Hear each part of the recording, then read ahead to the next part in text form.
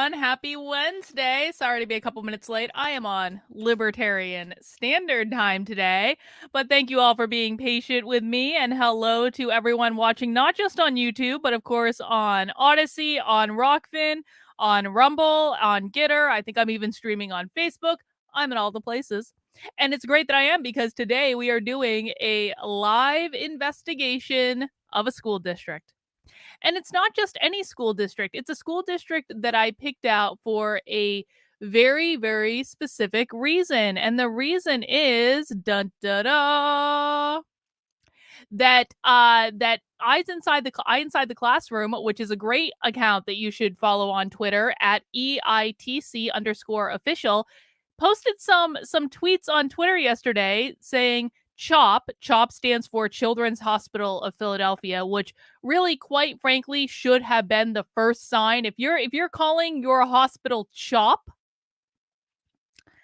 I'm not sure it was the best acronym that has ever been created in the history of ever.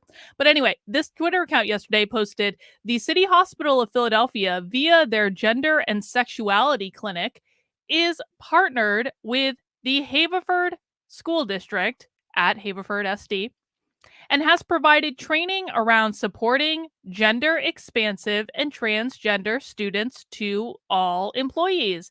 And then they've got a screenshot here from the website saying that the Haverford School District is partnering with, again, CHOP to provide that training. So I thought they've got their Twitter account here. So I just thought, you know what? That to me is a pretty clear indication that, well, maybe this is a school district that is worth just looking into. And so I thought that we would come together to have a little bit of fun on a Wednesday and do a live investigation of the Haverford School District. I have no idea what we're going to find. I haven't looked.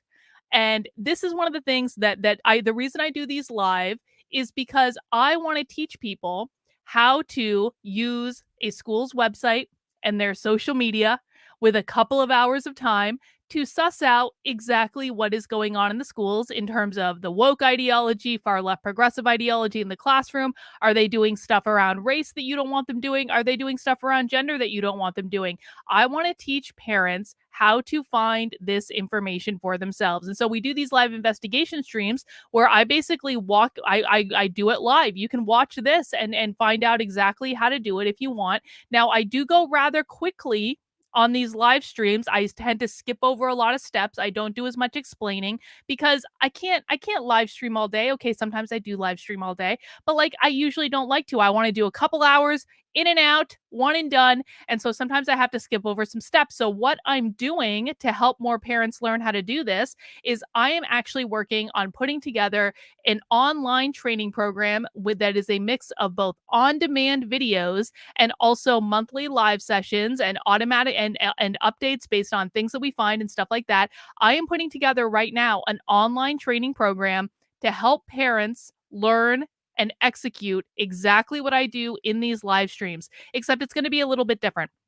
It's going to be breaking down all of the steps. So on the stream today, I'm going to go very, very quickly. And some of you might not understand what I'm doing or why I'm doing it. You might not always understand the language I'm using or why I'm defining things in a certain way. In this program, I'm going to break it all down for you and explain what is the language that the woke left are using, especially in school districts. What are they implementing? Where can you find this information on their websites? What types of search terms do you have to search for? What types of documents are publicly available? What types of documents do we need to send in a FOIA request for? How do we do FOIA requests? What can we expect to get back with FOIA requests? Who do we send those FOIA requests to? What can you find on social media? What can you find on YouTube? Where can you find the dirt to make sure you know what's going on in your kid's classroom?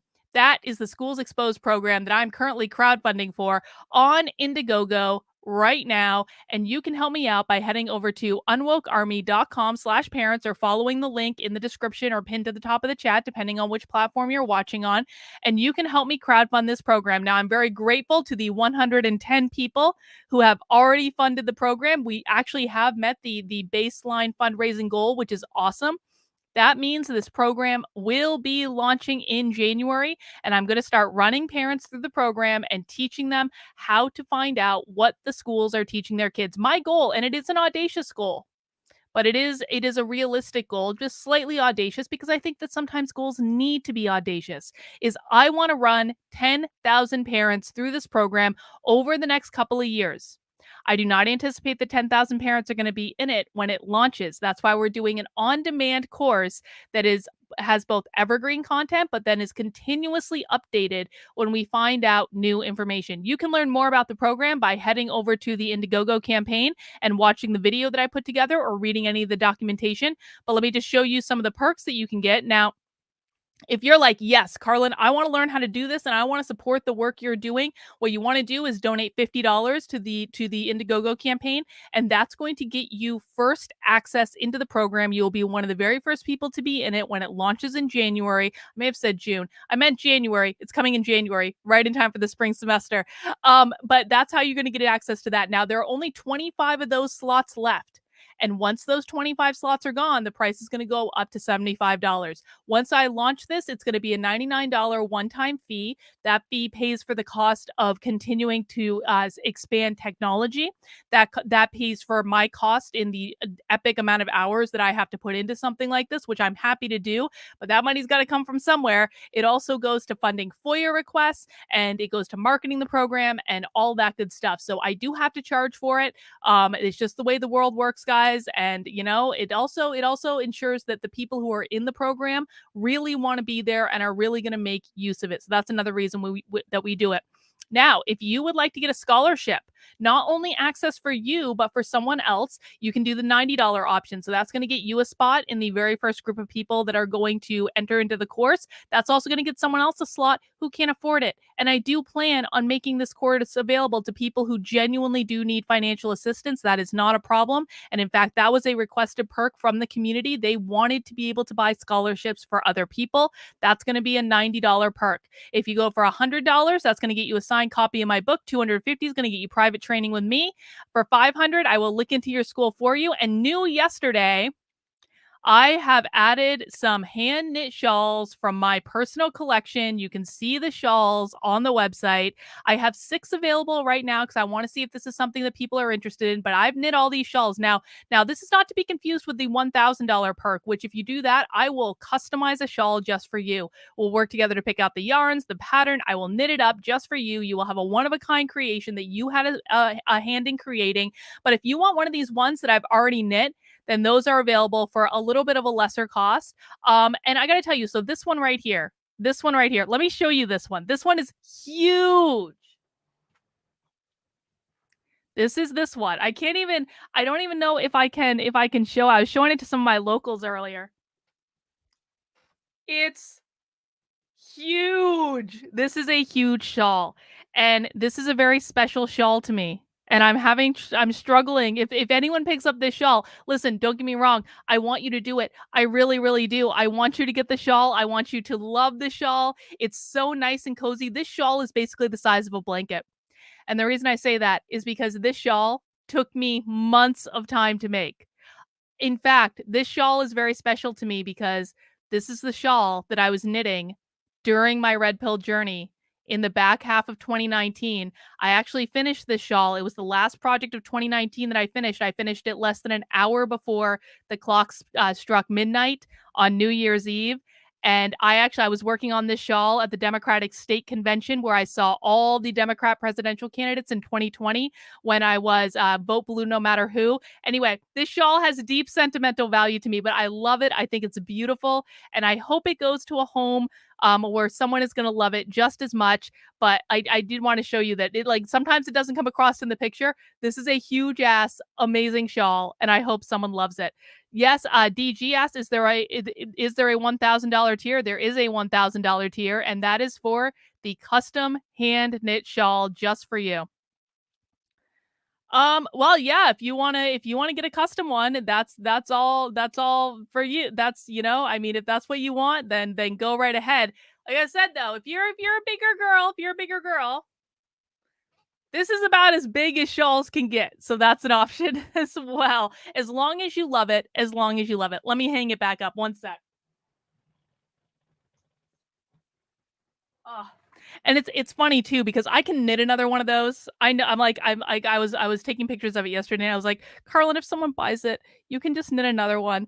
And I was like, "Oh, but I don't want to. Oh my god, my hair is crazy." Anyway, so that's what you can do for my Schools Exposed program, and that's going to be fundraising for another 20 some odd days before we close it out. Now, I will still be raising money after the crowdfunding ends, but it's going to be updated to something different. So if you want those perks now, this is a great time to get involved, and I really appreciate it. Couple other quick things before we get started. I do have a couple of events coming up, and you can find this by going over to activelyunwoke.com/events. Ding. I'll put that in the chat for you. But I do have an event next week with Miss Gabrielle Clark. And Gabrielle Clark is the mom who filed the first ever lawsuit against critical race theory in schools in the country. And she is going to teach parents how to file lawsuits against their schools. She's going to teach you how to find a lawyer. She's going to teach you how to gather evidence. She's going to teach you how to prepare yourself for how to go through a lawsuit. That webinar is next week. You can sign up for that at activelyunwoke.com/events. And then on October 12th, I'm going to be doing a webinar where I talk about how we should use change management strategies, things that have been used in organizations all over the world for decades and decades and decades to change culture within organizations. I think we can apply those same strategies to fighting back against the woke left. And I'm going to be presenting my plan on October 12th. You can register for that live webinar at activelyunwoke.com/events. We've got book club coming up on the 22nd. This is for supporters on my Patreon and my locals. If you want information about becoming a supporter, the information is in the description below. And we are going to be reading the Communist Manifesto and having book club on October 22nd, which I'm really excited for. I think this is a must read text considering where we are right now. We need to understand what the enemy is thinking and what they're plotting and what they're planning if we can fight back against them more productively that way.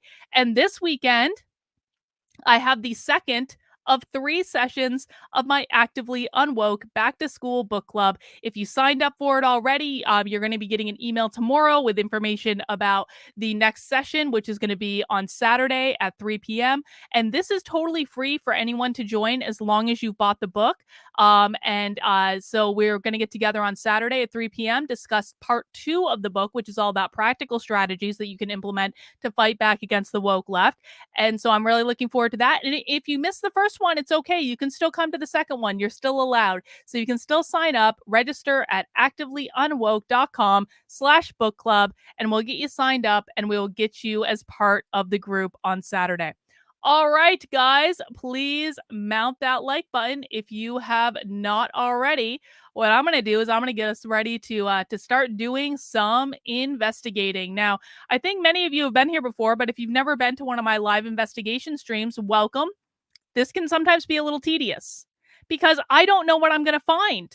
I'm doing this on the fly, just like all of you, and this is a participatory type of stream. So if you would like to investigate with me, and I know I have some people in the chat that love doing these investigation streams, what I'm going to do is I'm going to pop the link into the chat for the school district that we're looking at. And I can't be the one with all the good ideas, guys. So if you have ideas about where to look on this school district's website, let me know in the chat. If you find things on your own or if you find documents or things like that related to this school district, then chat those in. Let us know. This is basically a group activity. I've put it in the chat on Odyssey, on Rockfin, on Rumble. Let me throw it in the chat on Gitter for shits and giggles. And that way other people can start investigating as well. Now, when we first start investigating, gotta have your bubbly, no beer today, just sparkling water, blackberry for you nosy types. Now, when you first start investigating a school district, the very first thing that I do like to start at the district level. I don't like to start at the school level. I like to start at the district level because one of the things that we're finding is that if the district is investing in like equity or general like woke left training or things like that, it's going to be usually at the district level rather than the school level. And the district level is going to encompass all the schools within the district. So if something is happening at the district level, you might not find anything about it on the school specific website, but you can find it at the district website, and it's still going to be happening and impacting the schools within the district. So that's why I usually do like to start there. And our very first goal when we're on a website is that we want to find out who is in charge of the equity programs. And when I say equity programs, that can include diversity programs. It can include things like social justice. It can include belonging, inclusivity. It can include the gender ideology. Although we have been finding the gender stuff sometimes under the health area, which is different than we might find the social justice stuff. We have to be on our toes with this stuff because schools are sneaky. Every school treats this stuff differently. However, the very first thing I like to do is what? In the chat, pop quiz. What is the very first thing I like to do when I'm on a school's website just to cut to the chase, to get us where we want to go quicker? Who knows in the chat what we do first when we visit a school website? I know they know. I know they know. I know Bot's already doing it. Oh, Bot is not only doing it, Bot has already found all their meeting notes. We search for equity. That is right, James Jones. And the reason that we search for equity is it's just like I'm finding it's just the easiest way to kind of cut right to the chase and find out what their equity office is. So let's go up to the search feature. Equity. Ding, ding, ding, ding, ding. Oh, look at this. Belonging and sociocultural identities in schools. BASIS. What's that? Now, there's only 9 results for equity. There's only 9 results for equity. And so that gives me pause right off the bat. And so what I think when I see that there are only 9 results for equity, I think, what are they calling it? They're calling it something different. We have seen websites with thousands of results for equity. So if there's only 9 results, they might be calling it something different. And we might actually have our clue under this belonging and sociocultural identities. Okay, we'll look at that in a second. But this has something to do with leadership teams. So we want that. Race and equity resources, meeting archive. That might be what Bot found. We got their newsletter. I'm just going to open up all of the links because there's only 9 of them. So let's just take a look. Not interested in that. Not interested in that. That's about money. Non-public school services. Huh. I don't think that's a rabbit hole that's going to get us anywhere today. So let's start here. Belonging and sociocultural identities at school. This was created in at least 2017. School belongingness is a sense of being accepted, valued, blah, blah, blah, blah, blah. Let's see. Okay. The Haverford High School. Okay, so this is already giving us some information. Haverford High School has an equity team. So let's find Haverford High School. Let's see. So we're going to go under schools. Let's bring that up. Bing. And they've got a whole bunch of elementary schools. So let's go right to the high school. Because we know they have an equity team. Equity.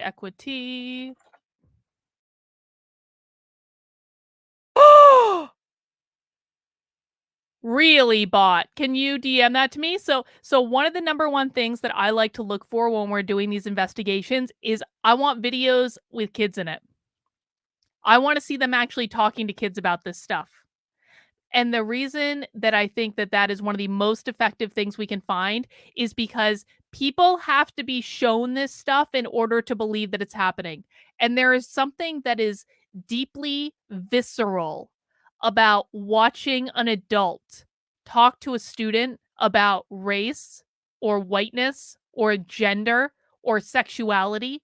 There is just something deeply visceral that I think gets to people that forces them to see the point. And so, Bot, if you could send that to me, that'd be great. Maybe we can watch some of that. Now, here's what's interesting. When I do a search on Haverford High School, it's using the same search engine as the district level. So let's go to directory. I want to know, where do we think it would be? Maybe counseling. Nope. Where is the equity team at Haverford High School?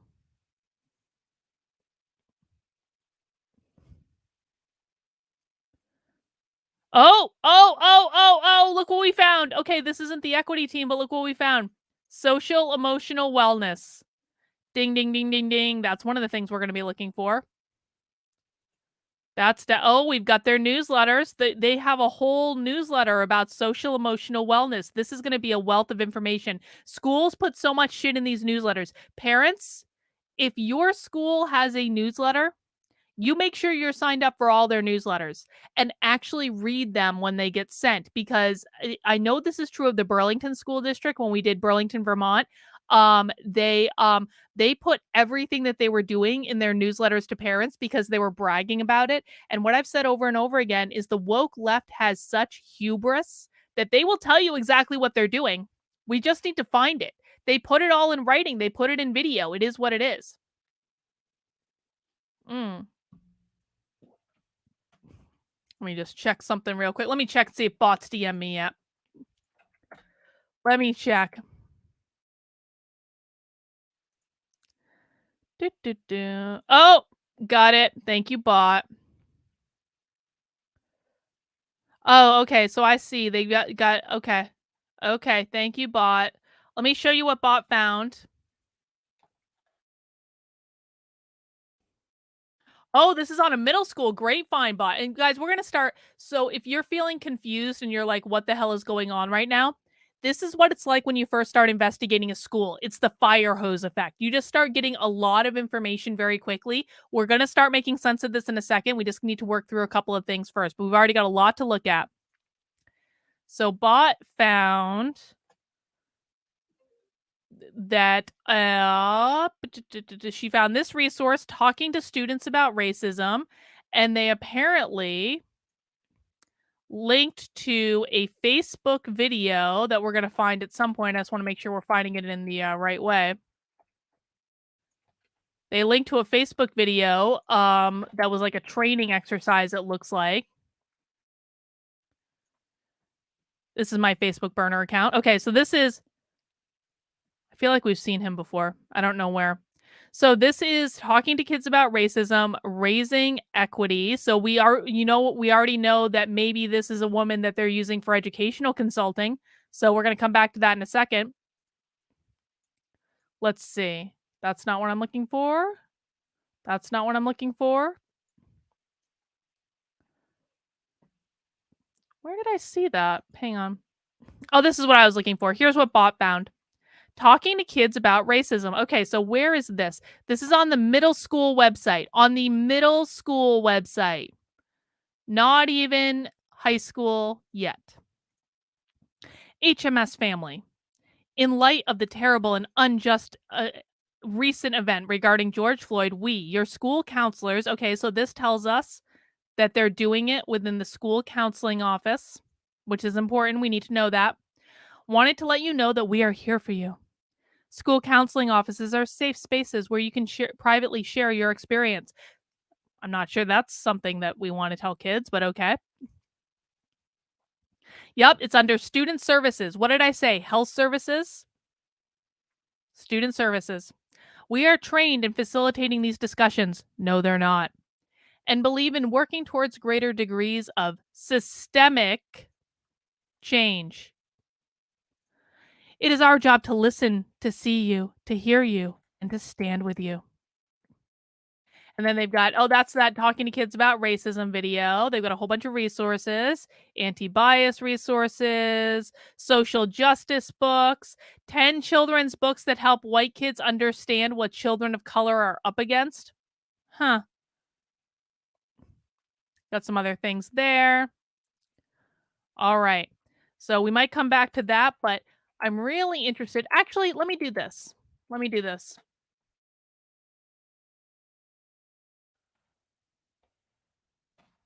There are certain things that I always default to, and I just, "Oh, look what I just found."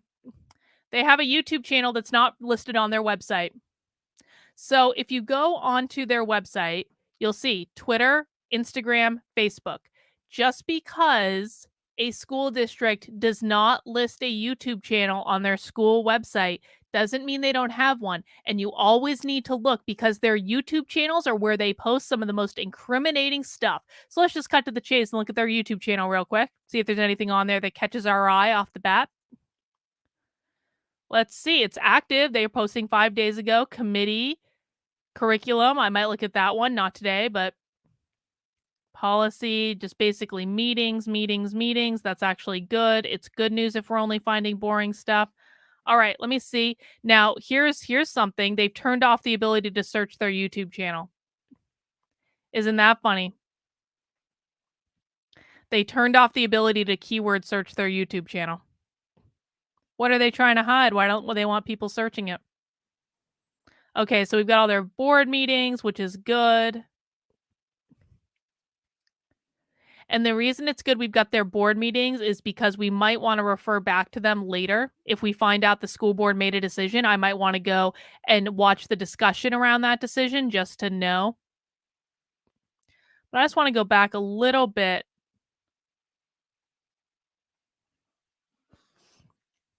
I want to go back to the land of 2020.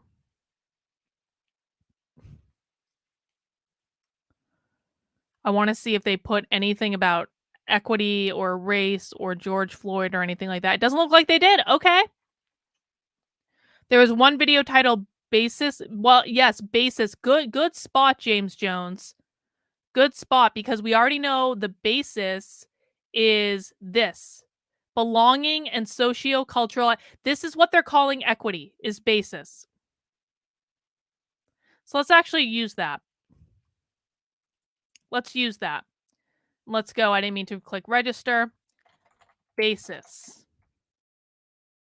Oh, look, instead of 9 results, look what we get. We get 29 results when we search for basis. This is why it's really important right off the bat when you're doing a school investigation to figure out what they're calling their equity office because the naming convention is all over the place. So now we've already figured out that the Haverford School District is calling its equity or diversity office basis. So now, oh, elementary counseling program, but that's as a short-term basis, so that's a little bit different. Yeah, they're looking at this belonging and sociocultural identities thing everywhere, everywhere. So that's what they're calling their office. Let's go back. Where did you see the basis meeting? Can I just do a find? Basis? Ah! There's one. Basis presentation, school board meeting. Ding, ding, ding, ding, ding. Oh, school board present. Oh, and look when that was. Look when that was. 2 years ago. 2 years ago. Belonging and sociocultural identities in schools. Okay, so I'm going to ask the chat. Now, this is an hour-long presentation, okay? I'm going to give you guys a choice. Do you want... Which do you want? Do you want to watch the presentation? Or do you want to continue on the website? So we have 2 options, and I'm gonna put the poll in the chat on YouTube. One option is that we can watch their initial basis presentation, and isn't it funny that it is right at the magical George Floyd time? But what I suspect is that this presentation is going to tell us exactly, like, what they were planning when they first started introducing equity and the social justice bullshit into the schools. But this presentation's an hour long, so it's a big commitment. Now we can watch this presentation or we can continue to surf the website. And so I'm going to give you guys a vote on that. We got some votes coming in. Let me see. We only have a couple people who are voting. There are more of you that are watching than are voting. So listen, if you don't vote and it doesn't go your way, your fault. Sorry, but we're going to give about 30 more seconds for people to continue to register their votes. And please mount that like button after you registered your vote. Phil says, watch and I'll dig into the site. I know Phil means dig into the site, not did into the site. I know, I'm torn too. We usually don't find stuff like this early on in an investigation. 10, 9, 8, 7, 6, 5, 4, 3, 2, 1. All right. 81% of you chose that we want to watch this presentation. Now, here's why I think that that's a good idea. If you don't need to read through a bunch of boring documents on a website, it's always just nicer to watch a video. But here's the thing. I have at least 3 people in the chat who, while we are watching the presentation, are going to continue to pound around the Haverford School District website. And they're really good researchers. I know this because they've been doing this with me for a minute. And so they're going to find some more stuff. But here's what we're going to do. We're going to watch this presentation. We're going to see what it says. We're going to see where they started from. We're hopefully going to get some good clips of some students. And I love that it's a school board meeting. I love that it's a school board meeting. So let's do that. Well done, guys. Good spot, James Jones. Let's get this set up. And in the meantime, if you want to continue to search the website, please continue to do so. Please chat in if you find something interesting. We can always pause the video and look at other things. And also, please, you can also DM me stuff on Twitter if you need to communicate with me. I'm at Dr. Carlin B or at Actively Unwoke. My DMs are open on Twitter. Just send me over what you find, and we can plug that in or pop it into the chat. Sometimes they block links, but that's okay. But let's watch this presentation from the Haverford School District School Board Basis Meeting, and this is from. Only has 80 views. I keep telling you guys, it's going to be one of these little unviewed videos that we're going to end up finding stuff. This is from July 17th, 2020. Let's see what they're doing. Next item on our agenda is an update on the BASIS program. Ms. Christensen. All right, thank you. I think my video is starting. Good evening, Mr. Feinberg, school board members, administrators, and community members. I'm excited to share with you an overview of the BASIS work the district continues to engage in. First, I would like to take a moment to recognize and to thank the members of the community who have sent letters to us advocating for the continuation of this very important work, including some of our students whom I have been in contact with. I wonder when they started it. I can assure you that the district is committed to this work. This evening, I will go over our approach to creating systematic changes, the trainings and the action steps that we have taken along the way. Also, Mr. Leon Smith and Ms. Beth Mastercola are the co-chairs of our Strategic Action Planning Committee for the Diversity and Inclusion Goal. They're joining us tonight to share the process. And so they have an official goal in diversity and inclusion that school board blessed. To continue our partnership with Sage Wellness for the 2020-2021 school year. Hang on, I just want to pause. So it is particularly important when you're investigating the schools to know what their goals are. You have to know what their strategic goals are. Find their strategic plan. Is equity in their strategic plan? Is social justice in their strategic plan? Because if it's in their strategic plan and it's an actionable goal that's been blessed by the school board, that means they are dedicating money to it. That means that it is actually a real thing. It's not something that someone just said off the cuff in a meeting. They are actually dedicating budget to it. That's when you know they're serious. So you want to make sure you know what their goals are. 3 years ago, the district BASIS team assisted in the development of a multi-year plan that outlined necessary. So this was pre-George Floyd. This was circa 2017, which is what we saw on the BASIS website. Training, action steps, and advocated for the flexibility within the plan. We wanted to ensure that all stakeholders in our community understood the commitment to this work. We were a part of the process and were provided the learning opportunities they needed to support all members of the school district of Haverford Township community. This meant we needed to be flexible in our plan, willing to hear honest feedback, and to be responsive to the needs that we heard. From the very beginning, the district took a systems approach. This was intentional. This work does not fall on the lap of one person, but instead, an intentional decision was made to include everyone in this role. I do, however, bring leadership to the organization and structures that we are incorporating throughout all the areas of the school district. We are creating systems and building capacity for all of our stakeholders to become culturally proficient and have an integral role in developing a sense of belonging for all of our students. So what is cultural proficiency? It is the policies and the practices in an organization or the values and behavior of an individual that enable the person or institution to engage effectively with people and groups who are different from them. Cultural proficiency is an inside-out approach that influences how people relate to their colleagues, to students, and to the larger community. Cultural proficiency is a lens for examining one's work and one's relationships.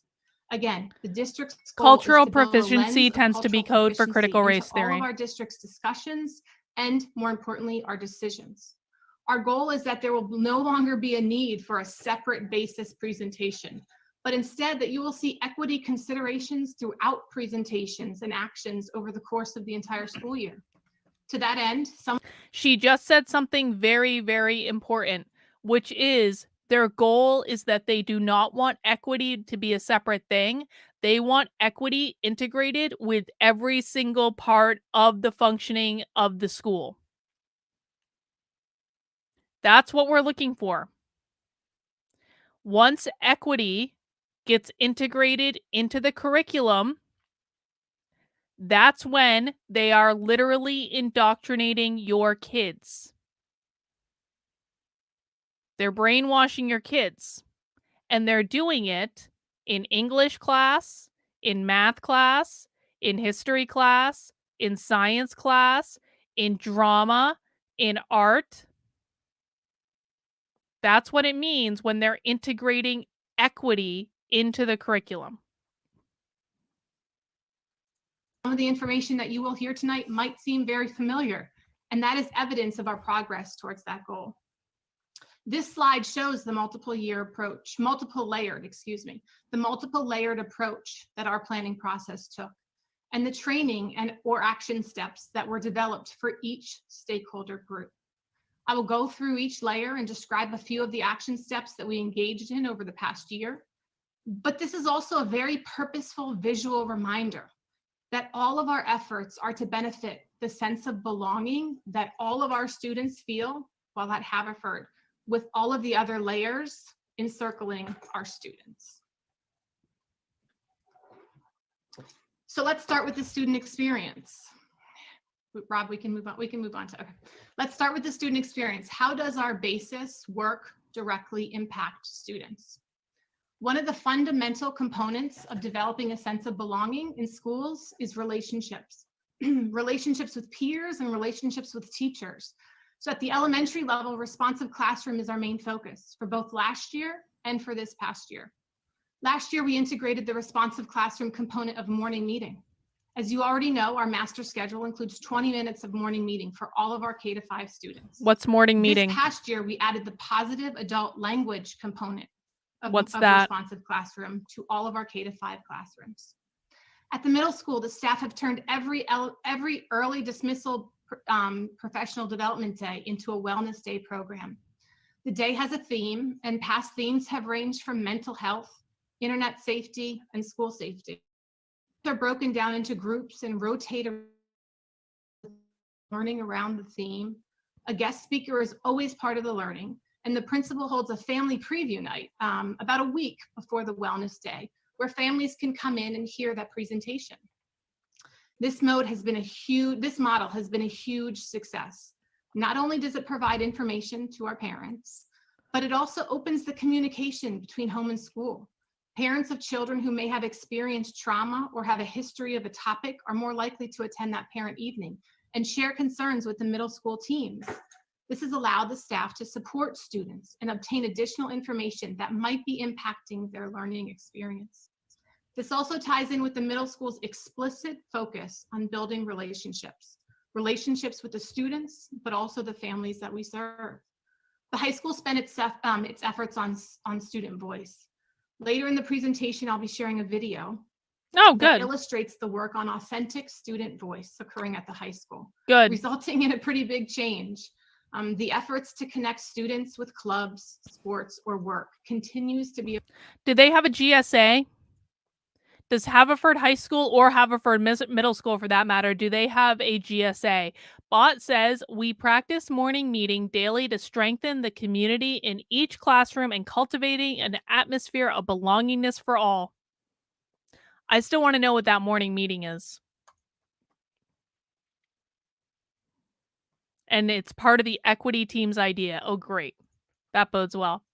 I'm going to just speed this up a little, just slightly. The idea of the importance of relationships between peers and with staff. And let me turn on the closed captions too. Sorry to people who need those. Into the data on enrollment of classes. What is the makeup of our STEM classes, our AP and our honors classes, our special education classes? These questions and breakdowns are incorporated into administrative meetings and teacher discussions. There are also K-12 initiatives occurring for the continued improvement of our district as a system. We engaged in the Catalyst inquiry again this year using the PSSM, which is the psychological scale of school membership. It's a survey that asked our student body how they experience a sense of belonging in our schools. Again, with systems thinking in place, principals were asked to use their PSSM data to generate a specific building goal based upon their results from their student survey information. Each month, we met with the building principal to review the progress on their goals, including the PSSM basis goal. We will go over a few of the activities that resulted in that work in a bit when we take a glimpse into what's happening around Haverford. We continue to utilize the Delaware Valley Consortium for Equity and Excellence, affectionately known as the DVCEE, and send a team to every opportunity that it provides. I attend every session with the teams. Together, we populate a shared resource document outlining learning outcomes, resources, and specific connections to our district. I present this information to all of the principals at a monthly meeting. I wanted a way to have input and authentic connections to our buildings, but not add an additional stress in the workload of the specific teachers that attend these workshops. This model has been an extremely beneficial one for us. We continue to build capacity across our system, along with building a library of resources and tools for all of our administrators to use if and when it's needed. And the curriculum department has done an incredible amount of work reviewing and providing resources for all of our staff. The awareness of representation, culturally responsive instructional strategies, that's CRT. And support for our staff to teach difficult topics and identify resources that provide a variety. The staff is teaching difficult topics, huh? Bot said something earlier that was funny. Hang on. Bot said earlier he has a specific Q&A section where they say they don't teach CRT in school. You know how we know that's bullshit? Because they just said culturally responsive teaching. Culturally responsive teaching is critical race theory. She just said we have staff that are having difficult conversations. That means they're teaching critical race theory. So any superintendent or principal or teacher in the Haverford School District that is saying that they don't teach critical race theory is lying to you. Lying to you. That is not the truth, and I suspect we'll be able to find evidence of that. Of perspectives have all been included in the work already being done in the department. So let's move on and talk about our student experience. Let's do that. I'm sorry about that. Our leaders. Let's move on and talk about our leaders. What do our leaders need to have in order to successfully navigate these difficult conversations? They need information. They need to be ahead of the curve. They need to understand and be able to explain why and what's happening. They need to be a part of the decision-making process. Our goal was to equip district leaders to have these conversations, to feel confident and brave, knowing it's not going to be perfect, and encouraging a serious look at our practices. So let's look at how we did this. How do we get them out ahead of the curve? We did that with some explicit understandings, like not everyone is where we might expect them to be, and that has to be okay. Culturally responsive teaching in the brain. It's right on their presentation. By incorporating an equity topic into each of our administrative team meetings. Teaching tolerance is CRT. Anything from teaching tolerance is going to be CRT. Culturally responsive teaching, that's going to be CRT. So yeah, they're lying. Phil says, excellent job, Phil. Found their social emotional learning objectives. Phil, if you could send that to me in a DM, that would be pretty great. I appreciate it. Time for readings and reflections, as well as providing a wide variety of resources with various perspectives. Oh! Cognitive dissonance. Which bot. Rainbow Alliance Club. So this is an example of when a school is going to you need to be on your toes when it comes to language. At the vast majority of schools, the thing that they're going to be introducing the gender nonsense through is called the GSA. It used to be the Gay Straight Alliance. That back when I was in school, that was what it was called, the Gay Straight Alliance. It is no longer called the Gay Straight Alliance. They now call it the Gender and Sexuality Alliance. Okay? And that's usually where we can find gender ideology. But Bot has just discovered that they don't call it a GSA. They call it the Rainbow Alliance. And this is important information for us to know. Okay, let me see.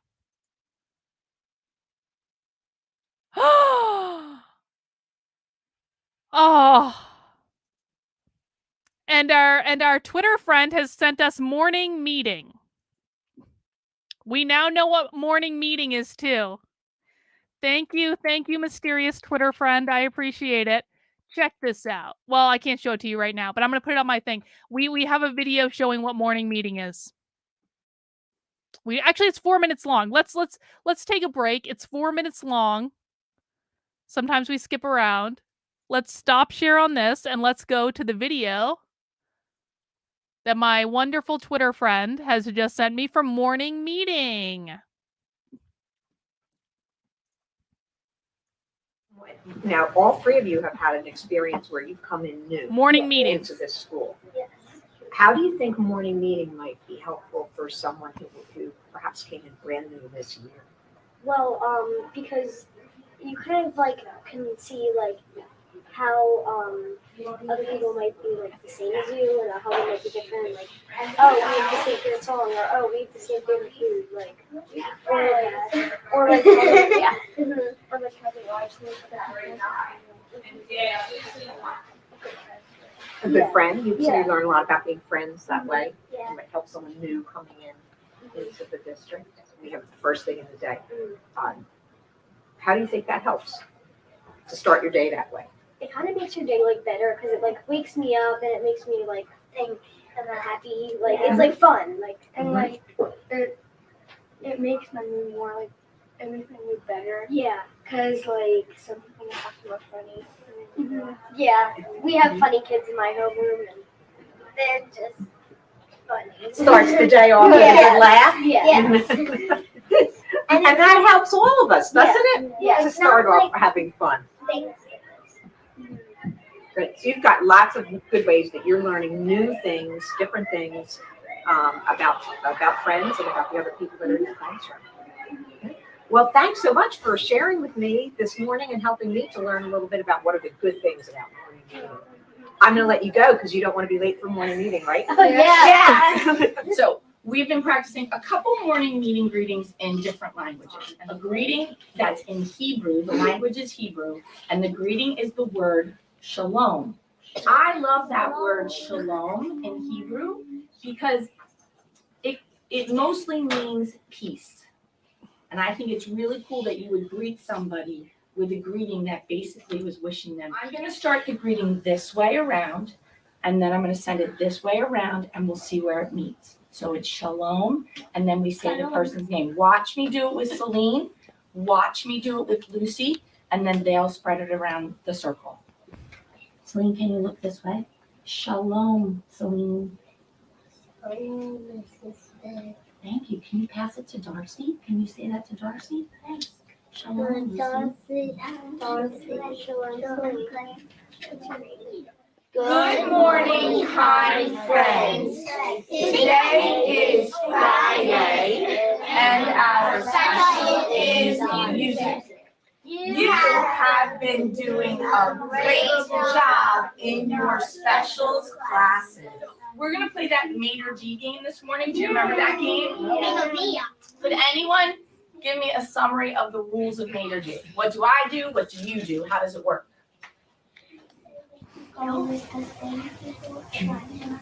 Thanks. Thank you, Claire. You said everything wonderfully. When you get into your groups and you have your conversations, remember what you're hearing, because when we come back to the circle, you're going to share something that you heard someone else say. What? Not what you said, but what you heard someone else say.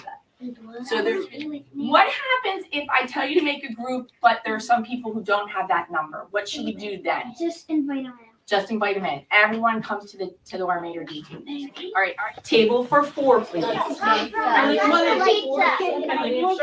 right, so now when we go around the circle to share, what you're going to share is one thing you heard someone else say.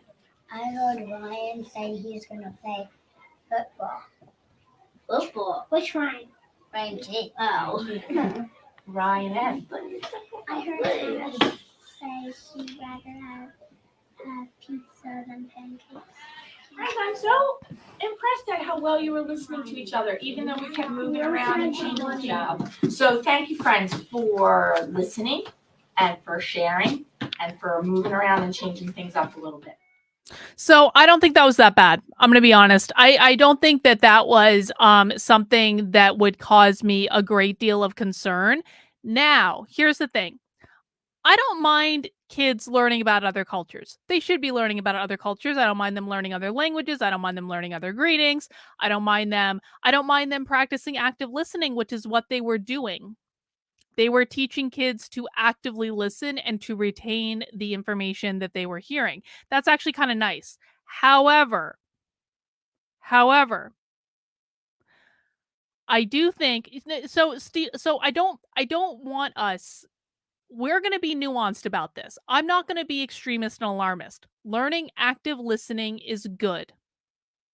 That was a normal activity. I've had to do that exact same, well, not that exact same, but a pretty similar exercise in coaching in organizations because some adults never learned how to actively listen, and we need to know how to actively listen if we're going to be effective team members and collaborators and things like that. So I don't have any problem with that. My question comes is the question I have is my question comes, not grammatically correct at all. The question I have is this.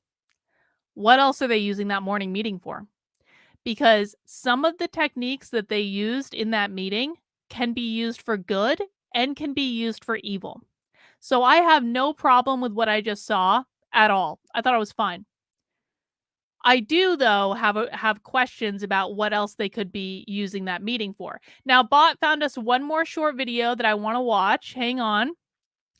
And this is a video for the Rainbow Alliance that Bot found linked off of their website. It's only 1 minute long, so we're going to watch it real quick. And this does not look like it's from the Haverford School District, but it's from H Vision, and he's wearing an H. So it looks like Bot, what page did you find this on exactly? Hang on. This looks like Haverford School District. Hang on.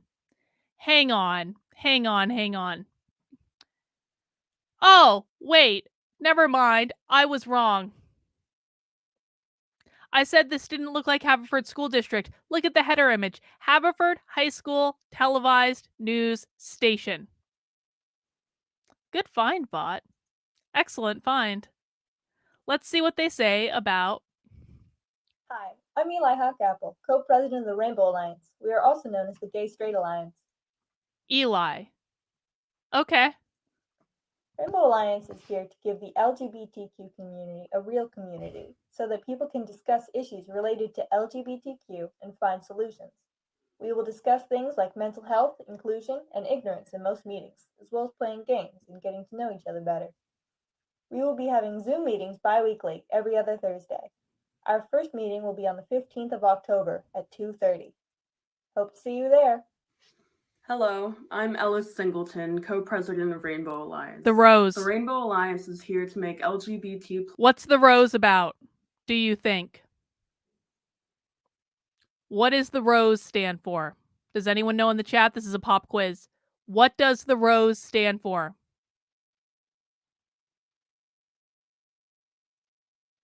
I know you guys know this. Come on.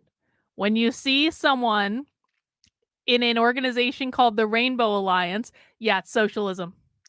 The rose is the symbol of the Democratic Socialists of America.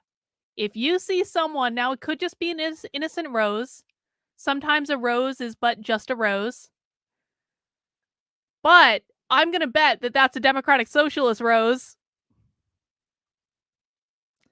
Oh, Phil is on the case. All right, Phil, I'll be looking out for those emails. I wouldn't necessarily assume that it's Antifa. It's not always Antifa, but it is socialist. 100%.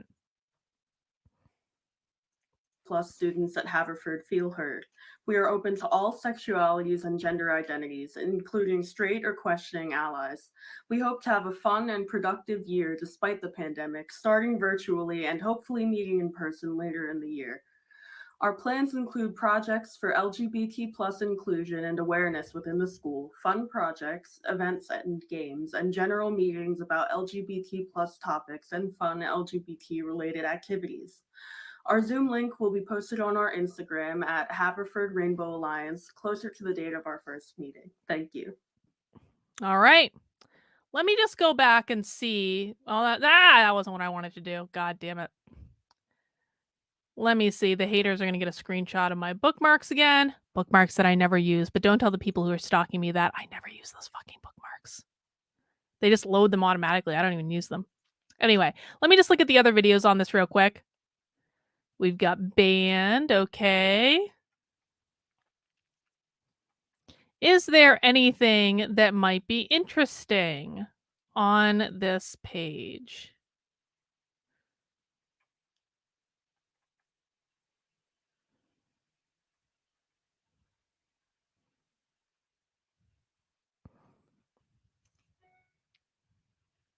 Doesn't look like it. Looks pretty innocent. Although, I mean, these H-Vision things, I do wonder what they are.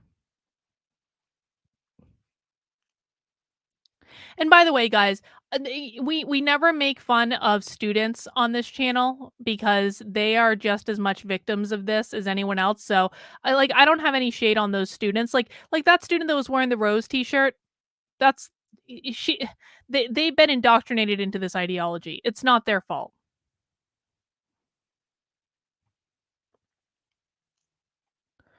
Again, I'm going back a couple of years for reasons. Okay, looks like there wasn't anything else there for right this second. Oh yeah, this is Phil. This is what Eyes Inside the Classroom found. This is exactly what Eye Inside the Classroom found. Yeah. All right. Let's go back to our video. But great find, guys.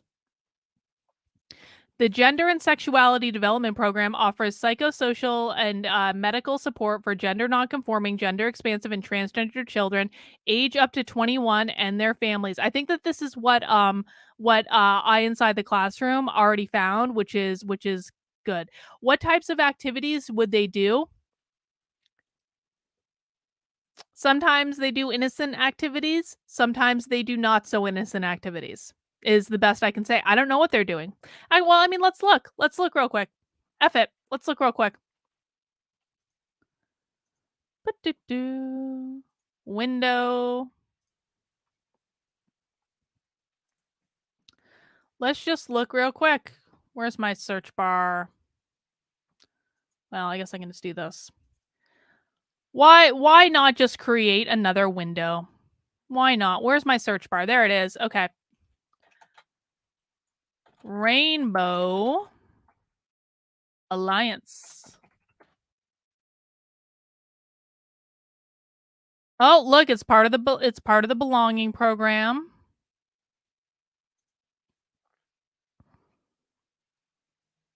So, I mean, there's basically a whole bunch of stuff under this base's website. They've got the middle school equity team. They have an elementary school equity team.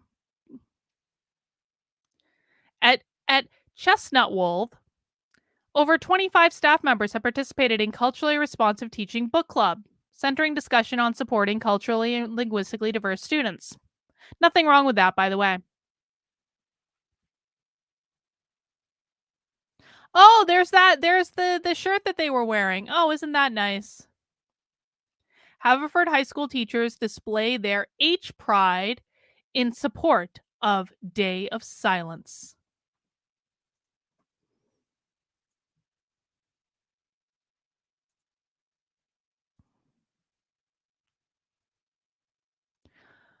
During Black History Month, 5th graders learned about abolitionists that were African Americans. Students researched and created a film about a person that has made a difference throughout history.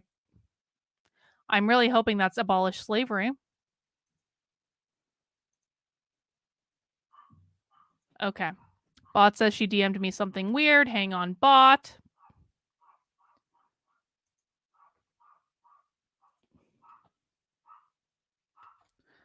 All right, the bot DM'd me a 1-minute video, so let's just watch this real quick. It's about the Democratic Student Club.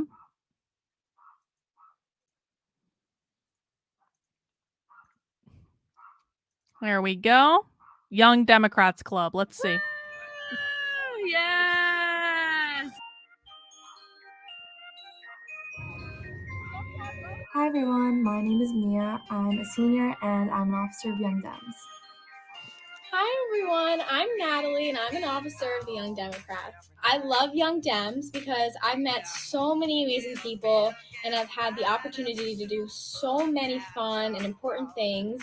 Hi, my name is Zach Scullin. I'm a junior officer for Young Dems for the 2020 to 2021 school year. Hi everybody, my name is Chris Ryan and I'm an officer of Young Dems.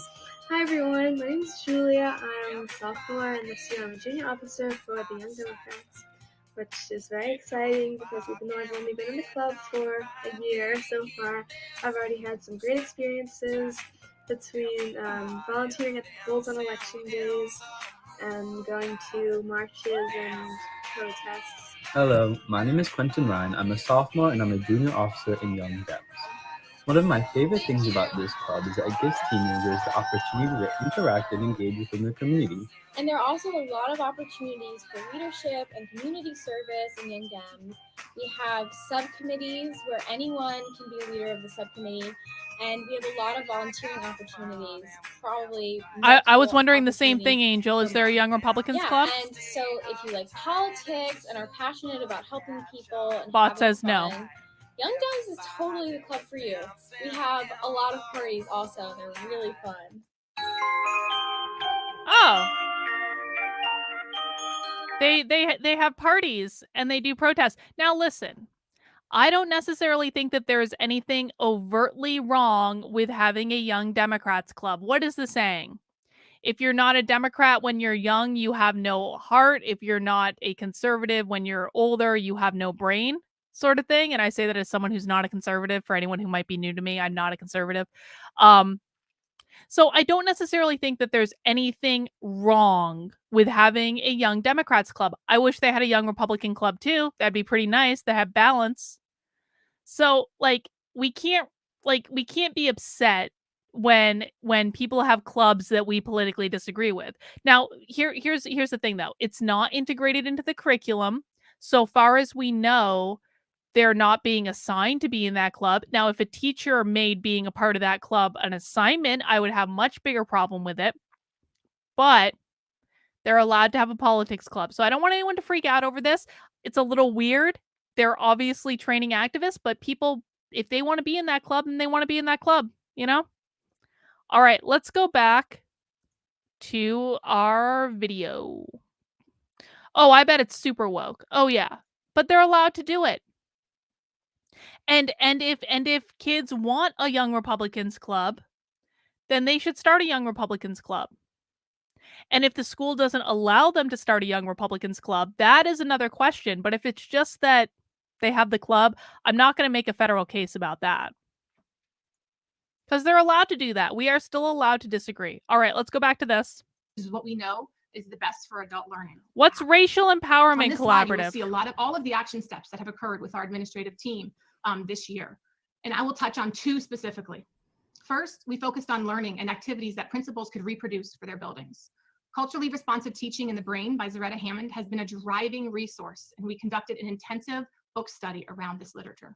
All educational administrators read this book. We facilitated learning activities and connections during both the summer retreat and the winter administrative summit. We provided concrete ways for all of us to reflect on our own biases, learn about the brain's role, and employ instructional moves that leverage those relationships. That's to really intentional build bias, independent learning, implicit bias which, training. Hammond notes is a driving influencer to the achievement gap. Ideas that can be used with these ideas and activities that the principals could use with teachers right away, including a new study guide that leaders could use with their building to extend and expand on these discussions. Second, as I've already talked about, the development of a district as well as a building principal goal. Hang on. Wait, what says, do you think they're protesting soaring crime in Philadelphia? No, probably not. But guess what? They're allowed to have a club. They are allowed to have a club. They're allowed to go to protests they want to go to. And again, this is where I'm going to be blunt. Okay, I'm always blunt, but I'm going to be extra blunt right now. If Republicans want to win, then they should be creating young Republican clubs in every high school in the country and not complaining about what the young Democrat clubs are doing. The fact that there's not a young Republican club in that high school is the fault of the Republicans in that community. Probably no one's preventing them from doing it. They just haven't done it. So if you want to protest the soaring crime in Philadelphia, then form your own fucking club. This is why Democrats win and Republicans do not. Because Democrats are forming clubs for kids in high school, and Republicans are complaining about what the Democrat clubs are protesting. You know? That surrounds the basis work. Again, every principal is required to have a basis goal that is reviewed on a regular basis. Systematically, we hold monthly meetings that Dr. Rushi, Ms. Saxa, and I attend with each thank you, Phil. To not only ensure the level of accountability is happening, but also to offer supports and suggestions on the successful implementation of each building goal. All of that leading is great, but what if there's no one following? So let's move on. You can go to this next step. Just as our leadership is starting this work from a variety of places, so are our professional staff. Some of these images might be familiar to you.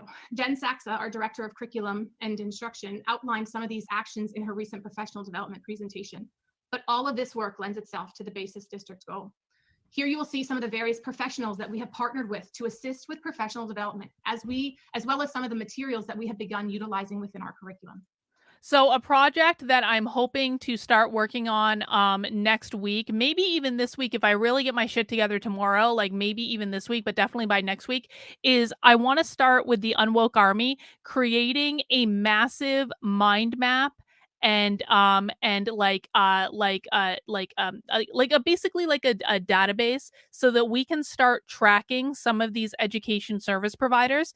And I want to know like what providers are working in what schools and what they're doing. And so I want to create a huge visual of this. And this is something I'm going to create as a group project with the Unwoke Army. And I want everyone that wants to participate, but I think that could be incredibly effective to have like a massive visualization of some of these providers and all the different schools they're working with. And also to have a directory of like, here are your providers and here are what they're actually doing. So I think that would be great. Well, you don't know here. Instead of saying this adult human female, why don't you go and create a Republican club at your school and see if they shut it down? And then if they do shut it down, then you make a big fucking stink about it as a free speech issue. Preemptively saying, we can't even start a Republican club because the school's just going to shut it down anyway. Preemptively saying that only hurts you. It only hurts you. It doesn't hurt anyone else except for you. So go try to start the club. If they shut you down, then you make a big fucking stink about it and you use it to your advantage. But enough of this, like, we're taking our toys and going home bullshit. We don't do that on this channel. We don't take our toys and go home on this channel. And say they wouldn't let us do it anyway, so I don't even know why we would bother, because they're just going to shut us down. We don't take our toys and go home here. That you can go to any other channel to do that, not here. The ways we've approached this work with them include professional learning communities. Yes, 4-H is definitely still a thing. It is. I know because I went to a fair like a week ago. Pictures on the left are from our opening day kickoff. Dr. Tara Doty provided a keynote address on implicit bias. And staff Tara Doty, implicit bias, including girls in STEM, safe and culturally inclusive spaces, trauma-informed care, and equity and literacy, clearly establishing our focus as well as our commitment to equity from the first day of the school year.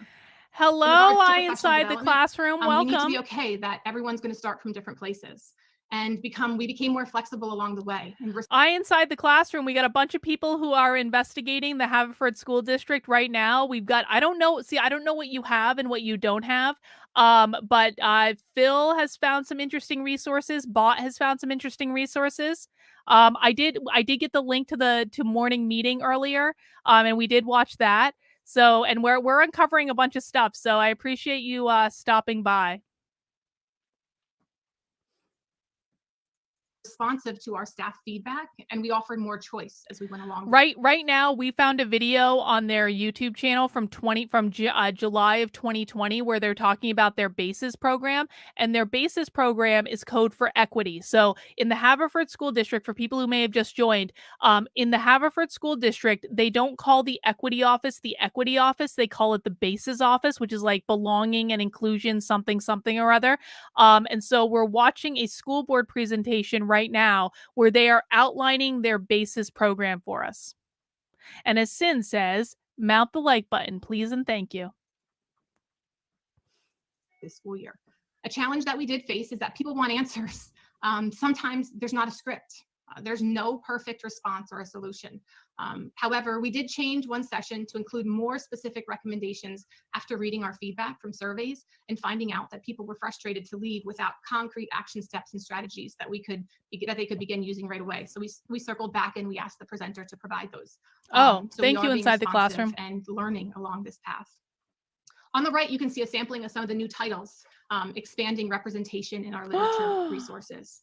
We also utilize a curriculum resource rubric now, where all curriculum review committees use a similar rubric to review any current or potential new material. A few examples of look-fors are women and minorities are featured in important roles. Pronouns and descriptors are used equally.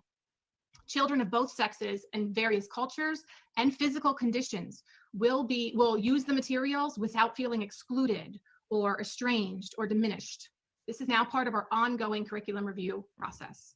We've also created a commemorative month's resource guide for all of our teachers to utilize and select activities and resources from. So moving on, they say that it takes a village, and we believe that as well. So we also look outside of our organization for professional partnerships.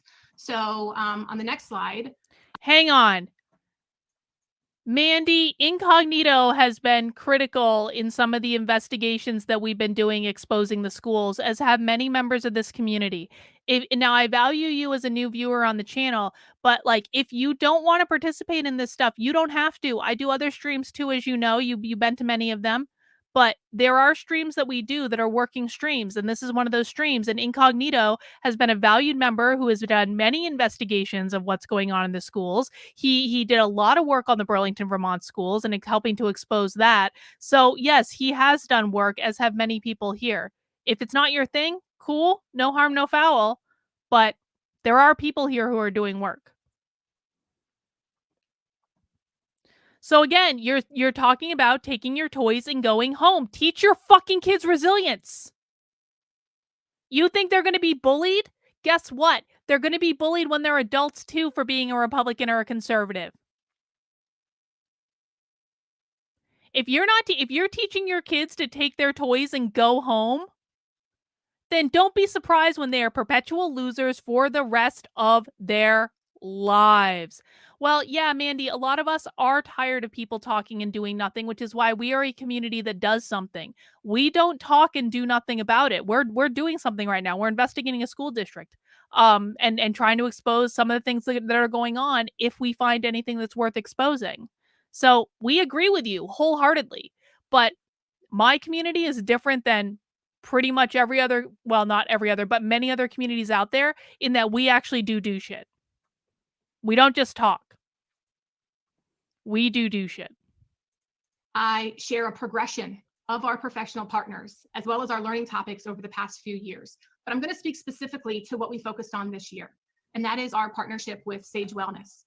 This year, Dr. Tara Doty in Sage Wellness led the district-wide administrator group through 2 very intensive workshops.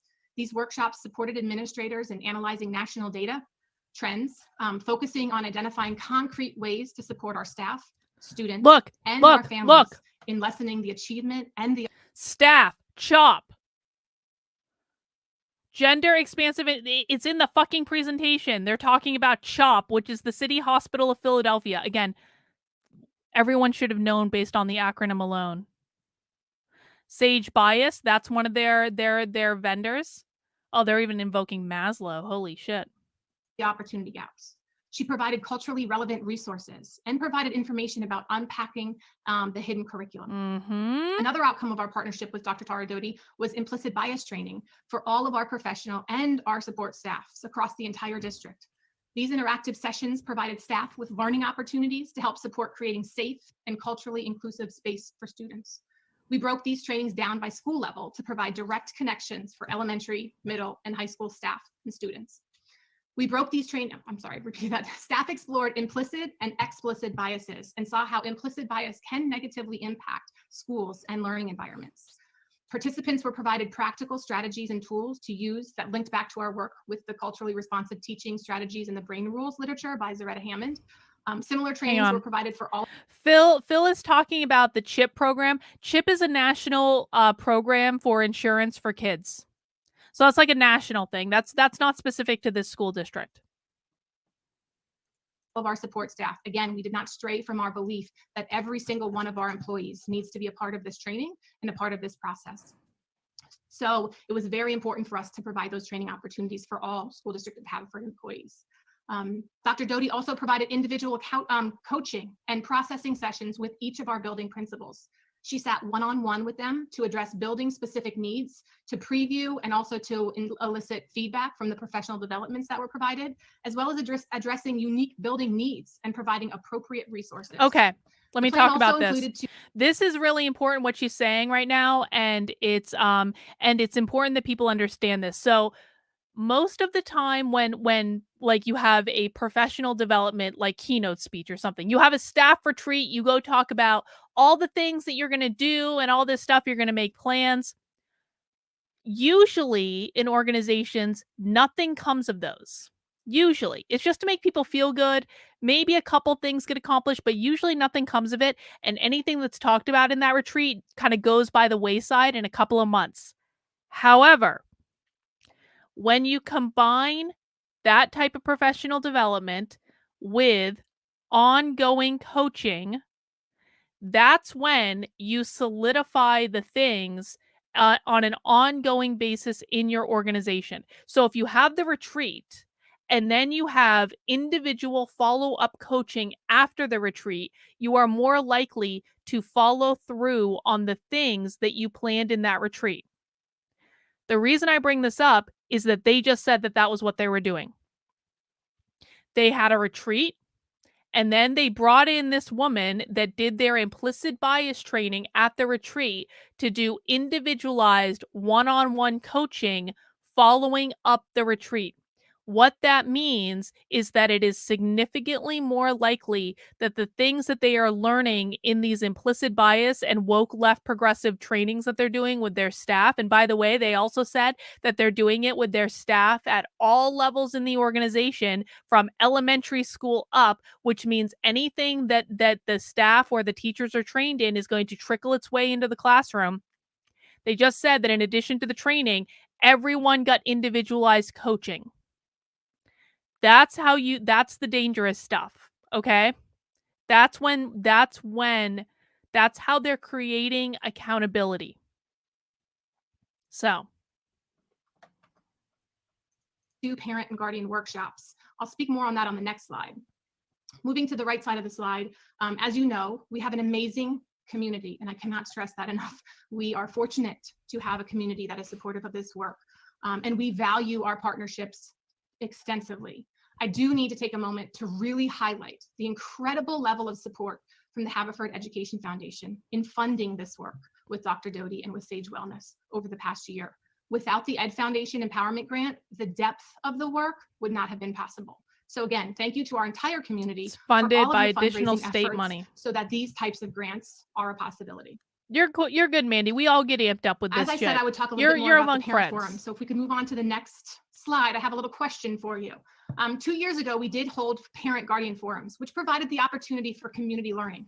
But also we were looking to seek input for action planning purposes to incorporate into the development of the 2019-2020 schoolwork. In our survey, what do you think was the most frequent request from the parents and guardians in our community? It's okay to get fired up. I see people in the chat like it's okay to get fired up about this stuff in schools. I don't even have kids, and I'm pissed off about this stuff in schools. And so I know there are people like it's okay to have emotions be high. What I would just caution everyone against is there is way too much fucking infighting in the anti-woke community. There's way too much of it. And it inhibits all of our work. Okay? And so it's okay to be fired up. It's okay to be pissed off. I think that sane people usually will be fired up and pissed off, but just don't go after each other. If you're watching a stream like this, you understand the problem and you are committed on some level to doing things to solve the problem. And that's the very best we can ask for at this particular moment.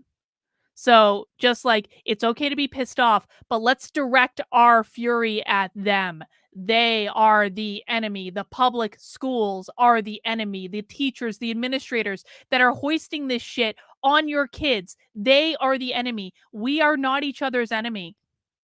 We're not each other's enemy. And we got to stop direct. And I know that like a lot of times, and I'm guilty of this too.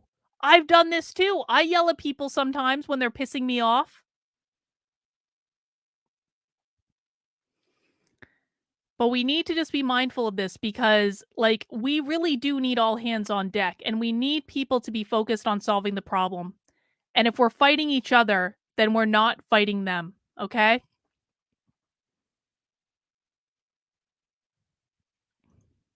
I'll give you a second to think about it. This is an ungraded assignment. So if we can move on, it was C. Parents and guardians astoundingly wanted assistance in ways to discuss race at home, especially with younger students and younger children. As you may remember, COVID derailed this workshop that was planned, but we will reschedule this workshop to fulfill the request of our community and our families. It's such an important topic, and we will communicate dates and plans as they become finalized, but I wanted to reassure the community that that will still occur. Hang on. I want a video of this. How to talk about equity and inclusion in conversation for families. Is that what bot sent me? No, that's not what bot sent me. Could someone Google Dr. Tara Doty, Doaty, and I want a video of her workshop, How to Talk About Equity and Inclusion, a Conversation for Families. If someone wants to try to find that, that would be really helpful. And my impression of this, and this is usually how we can get there. We can also FOIA this, by the way, but let's just put FOIA-ing doesn't have the instant gratification of finding a video on YouTube, all right? And usually when you have trainers like this, so Dr. Tara Doty is probably going to be working in multiple schools. So even bot, can we just even Google Dr. Tara Doty? Because even if we can't find their specific video, we might be able to find slides or a video of this person doing a very similar training in different schools. So it's always worth a Google. Again, we can FOIA this shit. We can FOIA it if we need to. But if we don't need to and we can just find it on the internet, that just makes things a whole lot faster.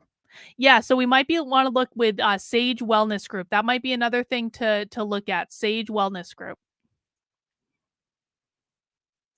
On again, as I spoke to earlier, we have basis goals and they are occurring in all of the district buildings. So what are some action steps that have resulted in those goals? And albeit this is not an exhaustive list, this is a glimpse into what has occurred this past year as a result of our basis goals and action planning. So Haverford has developed and this past year has benefited from the Haverford only educators of.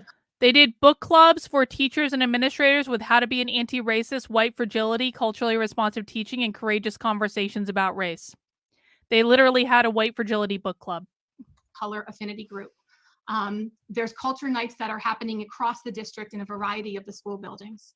Our school teachers And administrators, a large number of them have elected to participate in book clubs. Some of the books and the titles that they're reading: How to Be an Anti-Racist, White Fragility, Culturally Responsive Teaching, and then Courageous Conversations About Race. Beth and Leon will speak about other resources that are also being engaged with. Our schools have kindness weeks and mix it up days. Every single one of our buildings has some sort of a student interaction or student advisory meeting opportunity where students are having direct conversations with our administrators. Some of the buildings have utilized culturally responsive interventions, student leadership conferences, minority student leadership conferences at both the middle school and the high school as part of our DVCE consortium membership.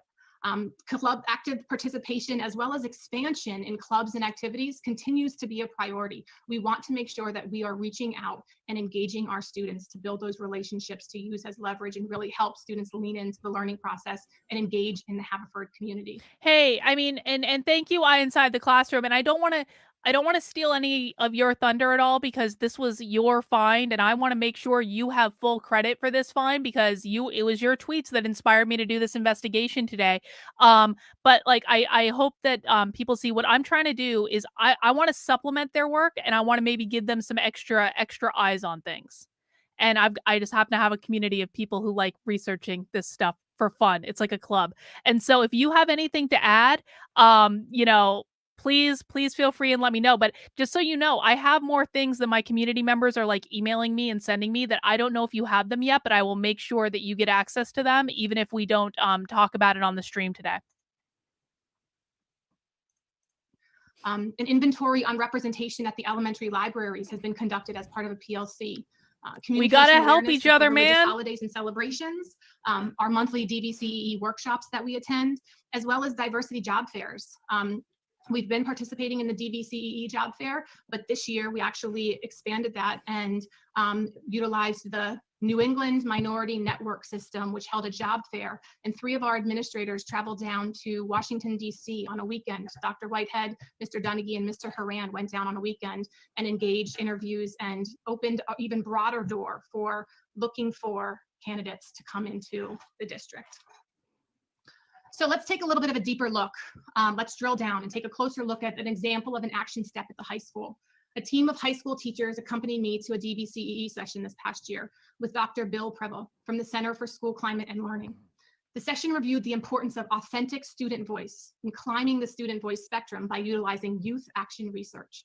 With the support of Mr. Dunnigy, Greg DeCina, Dr. Jeremy Tomaszewski, Lisa Iacovelli, Keith McConnell, and Mike Perez engaged our students with their very own youth action research project. They couldn't attend this evening, but they put together a video presentation. So let's take a look and see what they Okay, here's youth action research at Haverford High School. You know what this reminds me of? This reminds me of the Burlington, Vermont School District when they were having 7th graders partner with the University of Vermont to do research projects about gender identity. That's what this reminds me of. And I know you can, like, it might be hard for you guys to see on the video, but I want to read you. Okay, this is about This is about centering student voices. They have expression, volunteering opinions, student contributions acknowledged by adults. Consultation, sharing feedback and opinions in a focus group or survey. Participation in meetings with decision makers. Partnership, explicit institutionalized role in decision making. Now, when I say, and we're going to read the rest of this in a second, but when I say that this school district is making a concerted effort to center student voices in explicit institutionalized ways that are giving them an explicit role in decision making within the school, what does that remind you of? What might you think if you hear a school saying, we're going to center student voices and we are going to give students an explicit institutionalized role in decision making?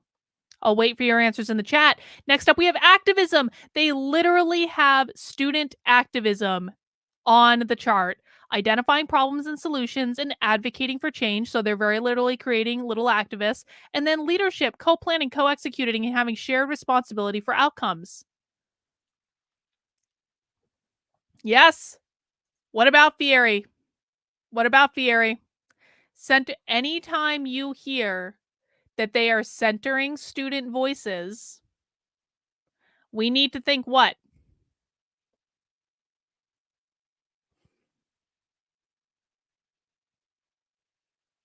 We're going to read it for book club someday, probably after the Communist Manifesto, because it's popping up all the time. It's popping up in every goddamn school district that we look at. Pedagogy of the oppressed. That is right. That is right. That is pedagogy of the oppressed. Anytime you hear a school talking about, we're going to center student voices and give them an explicit role in decision making, it's pedagogy of the oppressed. We got to read it at some point. Able to engage with. That's why we do the pop quizzes. We're forcing you to remember. Anyway. Oh, I can't hear the sound. Oh. In creating what we call the Student Advisory Council. I'm Keith McConnell. I am the librarian at the high school. Oh, good. The librarian. I'm a secondary social studies teacher at Haverford High School. And I'm Mike Perez. Teach business, mostly marketing courses at the high school. And let me start presenting here. And Greg, you can take it away. Thanks, Keith. So earlier this year, we attended a basis training at University of Pennsylvania with Dr. Bill Preble. And essentially, the concept of this training was... So when we create our giant mind map for all educational providers, let's make sure that the University of Pennsylvania Ivy League school and their Coalition for Educational Equity is on that list, shall we?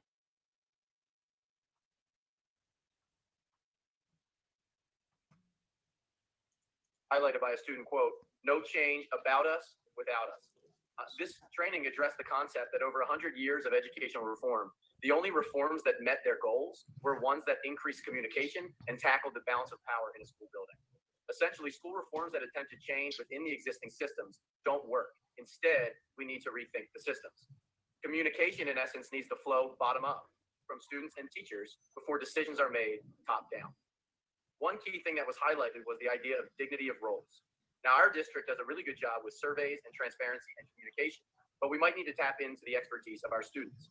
For example, students on the autism spectrum, students who are level 3 versus honors, and students who are frequently exposed to school disciplinary measures navigate very different systemic issues and are in many ways experts on these issues. We need to tap into these students' expertise before we make top-down decisions that directly impact them. Thanks, Greg. And with that in mind, we were challenged at the start of this school year to create a forum for students to have that voice in our schools. And so we sought to create what we call the Student Advisory Committee.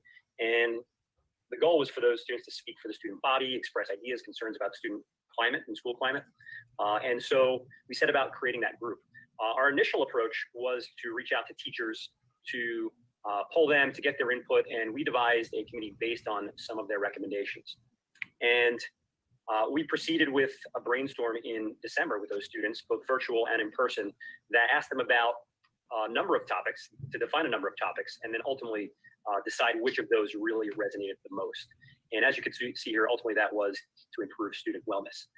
And Mike's going to talk about that in a second. I do want to call out one of the interesting things is that we did attend that Coalition for Educational Equity after the formation of the Student Advisory Council.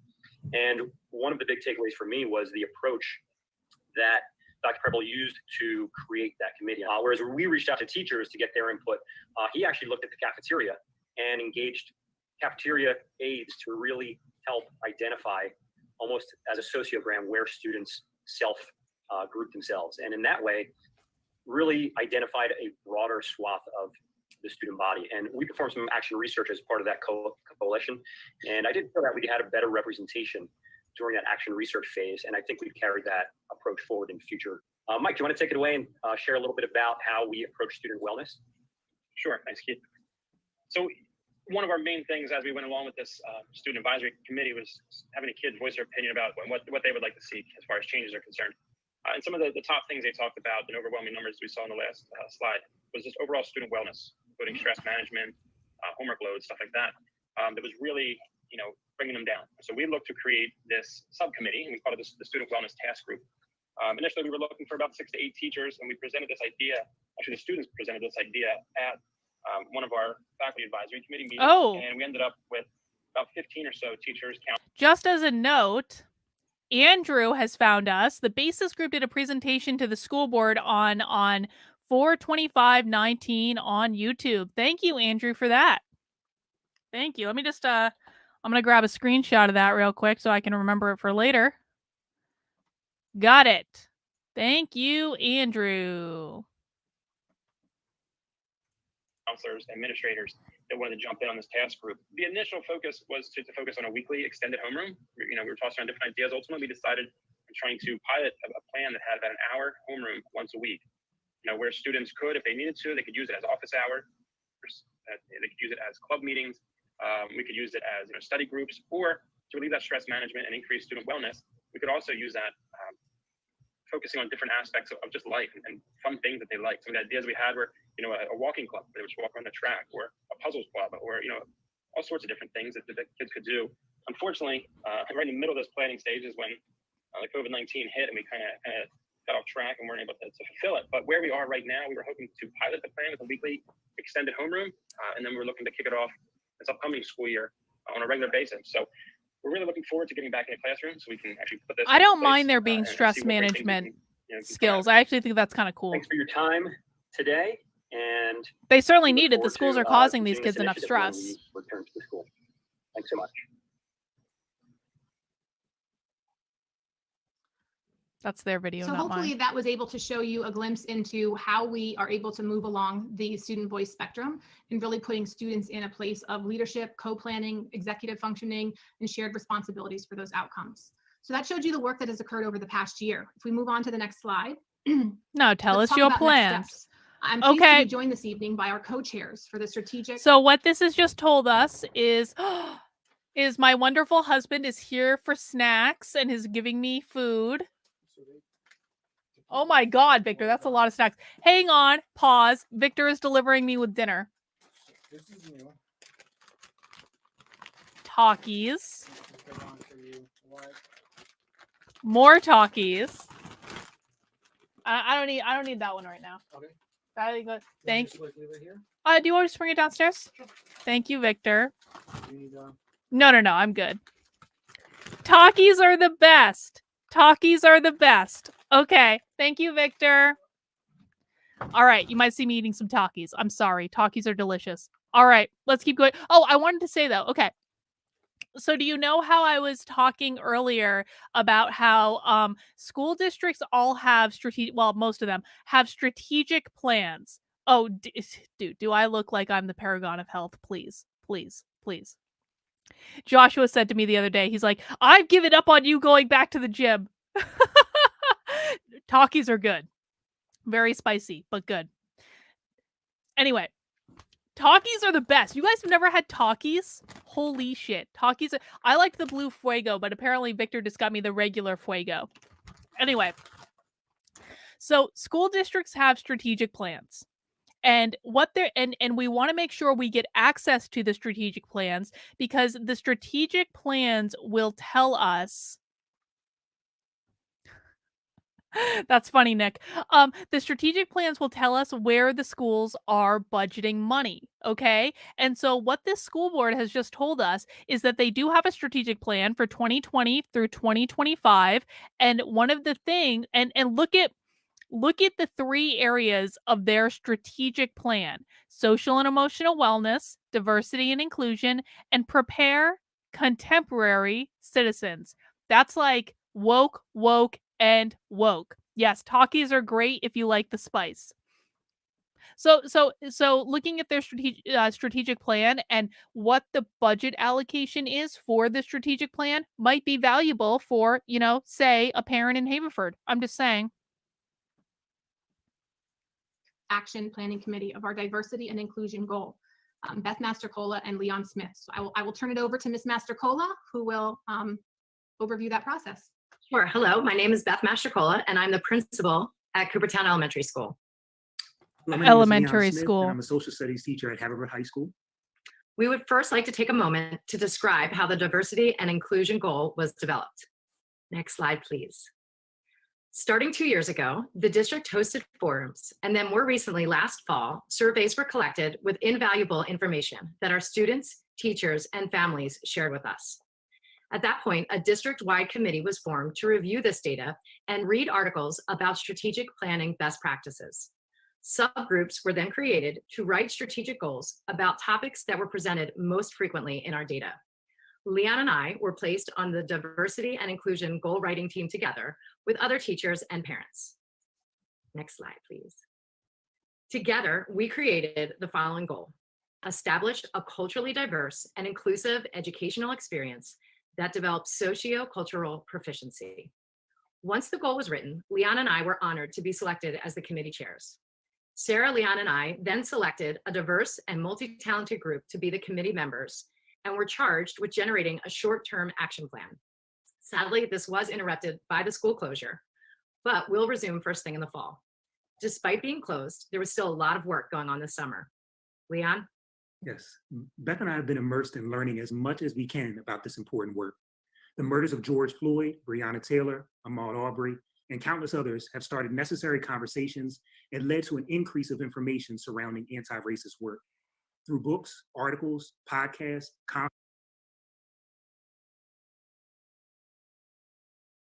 Sorry, I almost just choked. Is he a useful innocent or is he a true believer? Is Leon a useful innocent or a true believer? I already have talkies all over my fingers.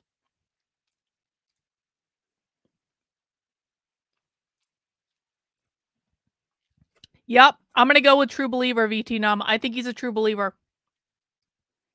I think so. Look at this book list. conferences, and webinars. We have been dedicated to gathering information. We got a and good being list of part the webinars, don't we? conversation about how to Abolish. infuse anti-racism Look at into this. our work. Holy shit. This is the training that the teachers in the Haverford School District have undergone. Abolitionist teaching and the future of our schools. Unlocking our identities. A virtual forum on teacher diversity and student success. Working for justice, equity, and civic action in our schools. Now, if I were a parent in the Haverford School District, I would find every single one of those trainings, because they're probably all going to be online and there'd probably be video of all of them. And I would maybe watch one or two to see exactly what the training is that your teachers underwent. In fact, I'm going to take a screenshot of this right now, just so I have it for later. Books such as Stamped from the Beginning and How to Be an Anti-Racist by Ibram X. Kendi have really provided a historical perspective and lens from which to move forward. Educating ourselves about the origins of racist ideas, as well as systemic and institutional racism, will help us to view this work from an anti-racist perspective and make informed decisions. Culturally Responsive Teaching by Zaretta Hammond and Cultural Proficiency by Lindsay, Noy Robbins, Terrell, and Lindsay provide guidance from a curricular and pedagogical perspective. We also attended a webinar on culturally responsive teaching where educator and author Zaretta Hammond provided strategies for the physical and virtual classroom. We are committed to doing this work in any format, physical or virtual. The webinar on building culturally relevant schools with one of the leading academics in her field, Dr. Gloria Ladson Billings, was very informative as we consider the current moment and the opportunity to make schools more equitable for all students. Our attendance at the Moving from Aspiration to Action, a virtual forum on teacher diversity and student success webinar, provided insight and guidance about recruiting, hiring, and retaining educators of color, an important part of this work. Next slide, please. When our committee meets again in the fall, we would like to bring the insights and knowledge gained from our summer work to the group. Curriculum, diversity of...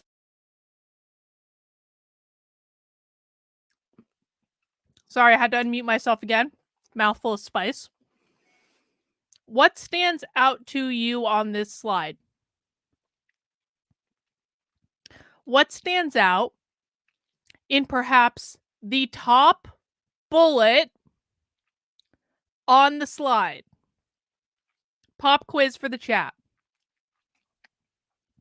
Phil's already found one of the trainings. Thank you, Phil. Let me pull that up real quick. Oh, Oh, look at that. Oh, Phil found a whole bunch of stuff. Holy shit.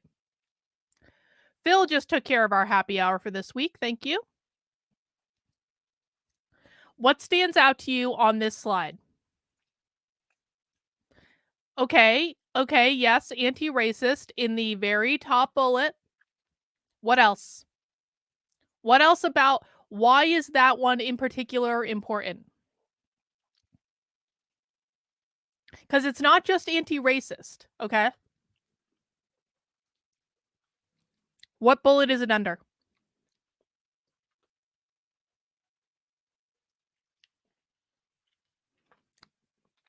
Now, I'm not worried about the diversity of staff.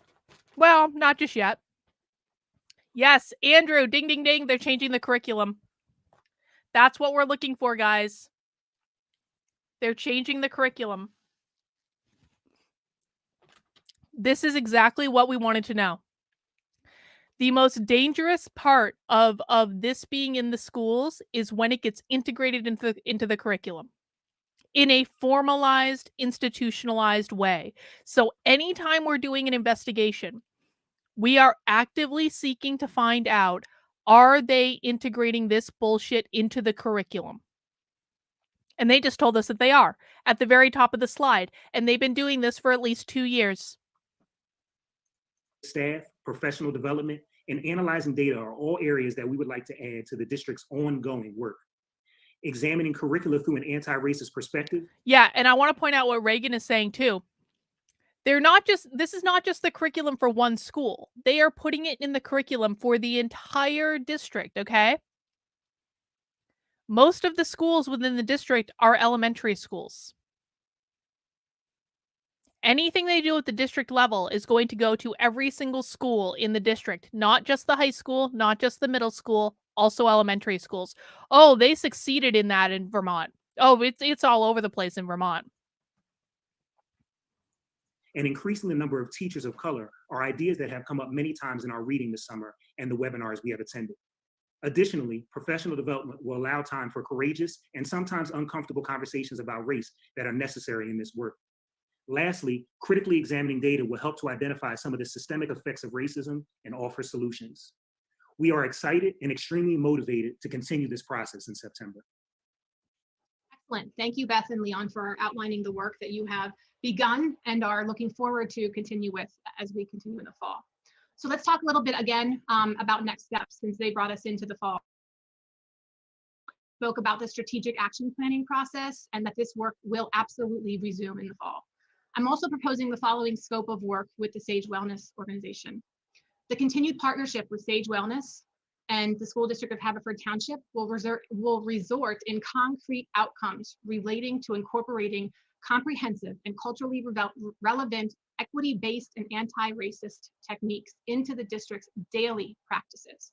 By providing comprehensive oversight, the facilitation of leadership team meetings, and creating a parent equity committee, the School District of Haverford Township staff and families will learn how to implement relevant and equitable practices needed to assist students and families using a culture.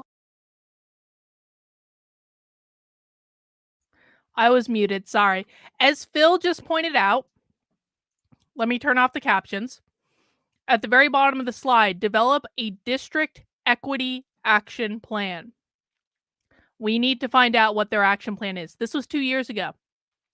So that district equity action plan is probably already developed, probably already exists. It probably exists on their website. We need to find a PDF of that plan. And if it is not on their website, it can be FOIA'd. Truly inclusive and equity-based lens. By increasing knowledge, skill set, and ability to enact policy, School District of Haverford Township will be better equipped to utilize an equitable and anti-racist approach within daily interactions with students, families, and colleagues. So what are some of the benefits of an equity leadership team model? The ability to get volunteer educators to share their strength and expertise from all areas of the organization. Targeted tasks and assignments each month. Peer-led, providing peer support and accountability, opportunities for all staff. Able to give staff ownership and empowerment of the path of the school and shared accountability for its success in this equity work. Staff can identify student, staff, or specific family needs and work on a single issue or on multiple issues. For example, creating an environment We of are fighting the empowerment, Borg. an opportunity That's for exactly voice and what we're choice, fighting. and flexibility to meet our unique school needs. It also allows for the systematic plan of the district to be integrated into daily practices of each of the schools through a review of roles and responsibilities and potential policy changes and/or recommendations. We're also proposing the development of and facilitation of a school district of Haverford Township Parent and Guardian Equity Committee. This equity committee will be comprised of parent volunteers who share a commitment to creating an equitable. They're creating a inclusive parent committee? Now, normally, as we saw in Rochester, New York, if the school is including parents as a part of the process, normally that is a good thing. In Rochester, New York, that was how we knew that they actually, it wasn't as bad as we thought it was. Same with that guy in Chicago that we really liked. They were very committed to including the parents. However, why do you think I have concerns about this? Does anyone want to take a guess in the chat? When I hear that this particular school district is forming a parent or guardian equity committee of parents in the community that are fully committed to creating an equitable educational environment, why do I think that that's not a good sign? I think it's a bad sign. Because it's an art looking into some of this stuff. So I want to know if you guys can understand my reasoning behind this without me explaining it. Why might I look at this school and say, I don't like that they're bringing parents in? I don't think they're brainwashing. I don't think that's what it is. Well, I'm going to bet the PTA is already corrupted. Exactly. The parents are already brainwashed. They are going exactly. They're flying monkeys. Because she just said they're going to, and I'll rewind it so you can hear. We're going to pick out parents that are fully committed to this equity work. They're going to hand select the parents on that committee, and it's going to be exactly the parents they want on that committee, and they're not going to include parents that they don't want on that committee. Let's listen again. Or specific family needs and work on a single issue or on multiple issues. For example, creating an environment of empowerment, an opportunity for voice and choice, and flexibility to meet our unique school needs. It also allows for the systematic plan of the district to be integrated into daily practices of each of the schools through a review of roles and responsibilities Of each of the schools? and potential policy changes and/or recommendations. They're going to change policies in each of the We're also schools? proposing the development of and facilitation of a school district of Haverford Township Parent and Guardian Equity Committee. This equity committee will be comprised of parent volunteers who share a commitment to creating an equitable and inclusive educational environment for all students and families. Who share a commitment to creating an equitable and inclusive environment. They're going to handpick that committee. That's why it's a problem. And I'm going to bet you, if I were a parent in the Haverford School District, what I would do is I would pretend to be one of the parents that they want on that committee. I would go in and be like, I believe in equity and social justice and inclusion and culturally responsive, whatever the fuck. And I want to be on this committee. I would pretend to be one of those parents and I would infiltrate that committee and I would find out what they're talking about. That's what I would do if it was my school district. This Parent Guardian Equity Committee will provide space for feedback as well as ideas on ways to build upon our current district strengths, while also providing feedback and input for areas of improvement. Participants will engage in interactive meetings where they will learn and practice specific techniques related to healthy communication, positive activism, addressing bias, and recognizing the cultural and historical needs of the school district of Haverford Township community. We will utilize the PSBA Equity Toolkit. We'll also utilize the recent PSBA Equity Plan format that has been recently provided as a reference and a support. All of these tools and these action steps would be a collaborative effort to formalize a district equity action plan. I would also ask the school board to consider these as potential action steps in the recent anti-racist resolution that you reviewed last week. She just told us that the week prior to this training at the school board meeting, they reviewed an anti-racist resolution. So if I were doing an investigation of the school district, what I would probably do is go on, and we're not going to do this today because we have some other stuff to watch, and then we're going to wrap it up. We might continue this. I'm not giving up on this at all. I just like, I like to go for a couple hours and then take a break. But so she just told us that at the previous school board meeting that they approved an anti-racist resolution of some sort. They have all their school board meetings on their YouTube channel. I would go back and watch that school board meeting and find out what that anti-racist resolution says and has it changed, and watch the discussion around that meeting and see what they're saying. So moving on to the next slide. I do have in snacks. closing, We're gonna go for a I would little be while. remiss if I did got not some acknowledge and talkies. thank We're gonna our go for a building minute. Don't principals. worry, we're not Their done yet. dedication and commitment to this work has been evident from the very beginning. Additionally, I need to acknowledge our administrative colleagues, our teachers, our student leaders, our community members, our supportive school board, and last but certainly not least, the I just have other encouragement stuff I and need to do, explicit Phil. commitment from our superintendent. It's only working together and in a partnership that we have made all of this work possible. We look forward to continuing the dialogue and being equity champions to ensure that all of our students truly feel a sense of belonging here at Haverford. So again, thank you for allowing us to come and present the work that we've undertaken in the past year and hope to continue. I do have as talkies we tongue. move You guys into are the right. 2020-2021 school year. Thank you, Sarah. Wait, Thank you, good thing Beth I didn't and get the Leon. blue ones. Questions from the board? Ari, you have your hand up? Yes, I do. Can you hear me? Yep. Sorry about any background noise. I'm in the comfort of my own home, as is everybody else. Sarah, Leon, Beth, this all sounds great. And as an education system, we are uniquely poised to address this societal issue head on and have a really good impact to make significant change going forward. How are we going to measure how the BASIS group and all these great ideas are doing? What a What's great our planted dashboard? What's our question. report card look like? What a great planted question. That's a great question, Ari. I think that that's where collaboratively between assessing the needs and the input from our community, our stakeholders through the parent equity group, as well as creating measurable action steps within the equity plan and timelines, chunking that into timelines and building in systems of accountability, we'll be able to show measurement towards that end. It's impossible to say what that is right now, or we would be predetermining what we want, the path we want to go down. Can I give you some ideas?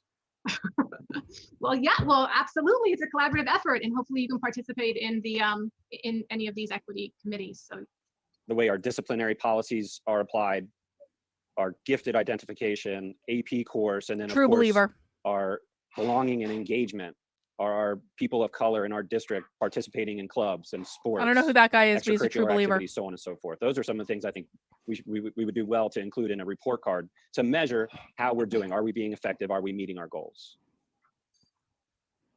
I'm jotting those down. Thank you for the suggestions. I have one more. I'm sure Beth and Leon are as well. I have one more point I'd like to make. There is information available on the internet through a website called ProPublica about the various things that I just mentioned. The data is from 2015 and 2016. It's what we report to the Pennsylvania Department of Education. And I'd love to have more current data available to the board and the community. Okay. Great, thank you. Thank you. When can we get that information? I would love to be able to come back and He's an as a activist. team, He's we can holding them provide some of those accountable, same is what he's up-to-date doing. Data points. So we will work on looking at the agendas and see how soon we can get back here and get that information shared. Thank you again. Next up, Laura. Hi, thanks to all of you for this. Just a few questions. I'm relatively new to the board, so can you talk a little bit about how did we find Sage Wellness and Dr. Doty? Oh, what a great question. Absolutely. So Dr. Doty, and I don't know if Dr. Rishi wants to jump in here, but we go to collaborative efforts like the DVCEE and our local districts have what a great a question. networking system where we share vetted resources, because some of them you never know. You have to really work together to vet out presenters and also partnerships. And she came very hot. Thank you, highly Jackalope. recommended from some neighboring districts, specifically Lower Merion has utilized her for a number of years. and spoke very highly of her. And I know Dr. Rushi was able to go over and observe some of the activities and those one-on-one coaching sessions with administrators, and her approach and her willingness to lean in to those difficult conversations and put in measures of accountability so that they're really being able to track progress intrigued Dr. Rushi, and wanted to find ways to bring that back to our district. But she works with a number of districts in the area in this work. Thank you. The happenings at Haverford that you posted from the previous school year, that was really impressive. Given that we're going to be moving into some sort of something, do you have a sense of how much of this can translate to an online format or some sort of hybrid format, so that we can continue making these kinds of connections and engaging our students in these different and our staff as well in these kinds of activities? So I can speak to that a little bit. I can say that, I would love to be able to tell the future and see how that's all going to play out. And I don't know how that's going to play out. I can tell you that Dr. Doty and I, in the development of our continual growth and next steps and working together on what makes sense for our system and proposing, the recommendations for next year's action plan, talked about that.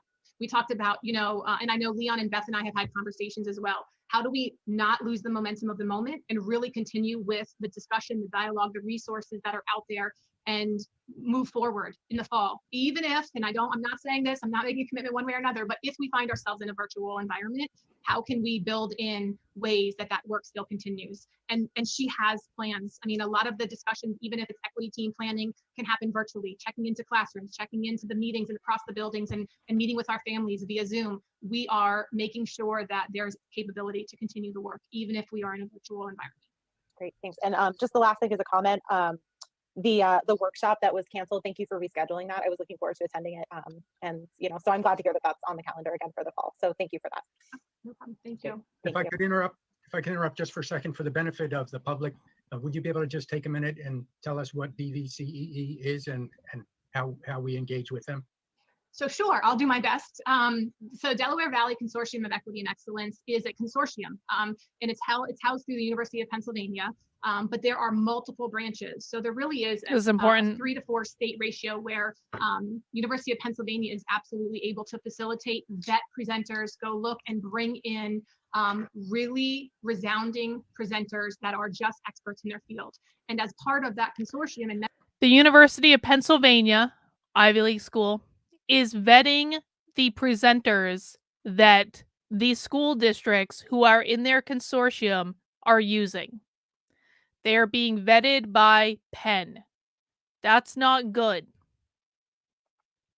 But what it does give us the opportunity to do is, I'm going to bet you that consortium at Penn, and we saw them on an earlier slide. I'm going to bet you that consortium has a website where we can find all of their vetted presenters. Exactly, Brooklyn Way. Anti-racism is a mandated course at the University of Pennsylvania. And I'm going to bet they've got that vetted list of presenters in public. And I'm going to bet we could use that list to build out our amazing giant mind map that we're going to build. Members of that consortium were able to bring a team of 5 to 6 people to the University of Pennsylvania and participate in these really strong presenters and workshops. So we do go down to University of Pennsylvania with a team every Thank single you, I inside the opportunity we classroom. I take advantage appreciate of. you. They also put on the minority student leadership conferences. They house they host a diversity job fair. They do a lot of resources and professional development for the districts that work together. But most astounding is they also provide opportunity to network. So we really can talk to Lower Merion, talk to other members of the consortium, to discuss presenters, opportunities, share resources, and plan a little bit together. And we have done that. So it's been a beneficial experience that we have participated in the last 2 years. Thank you. Next up, Kristen. Thanks for all of your hard work on this. I just remember when the initial, one of the initial budgets came out. I inside the classrooms in our cult. Yay! You You just have to drink grape Kool-Aid. And I That's learned all. that basis was potentially going to be cut. The first thing I did was reach out to Dr. Rushi and Larry and Bridget and just express my dismay because this work absolutely needs to continue. So I'm so glad that it will continue into next school year. And thank you for all the work that you've done so far this past school year. I have a few questions. Let's see where I should start. I guess I'm thinking now as we're moving into this more technologically mediated educational space, how do you see this work shifting into a virtual setting? Are any of the partners, any of the organizations that we're partnered with, are they offering trainings on supporting students virtually? I know so much, I mean, sociocultural, right? This is about bringing people together, and now we've just been spread further apart.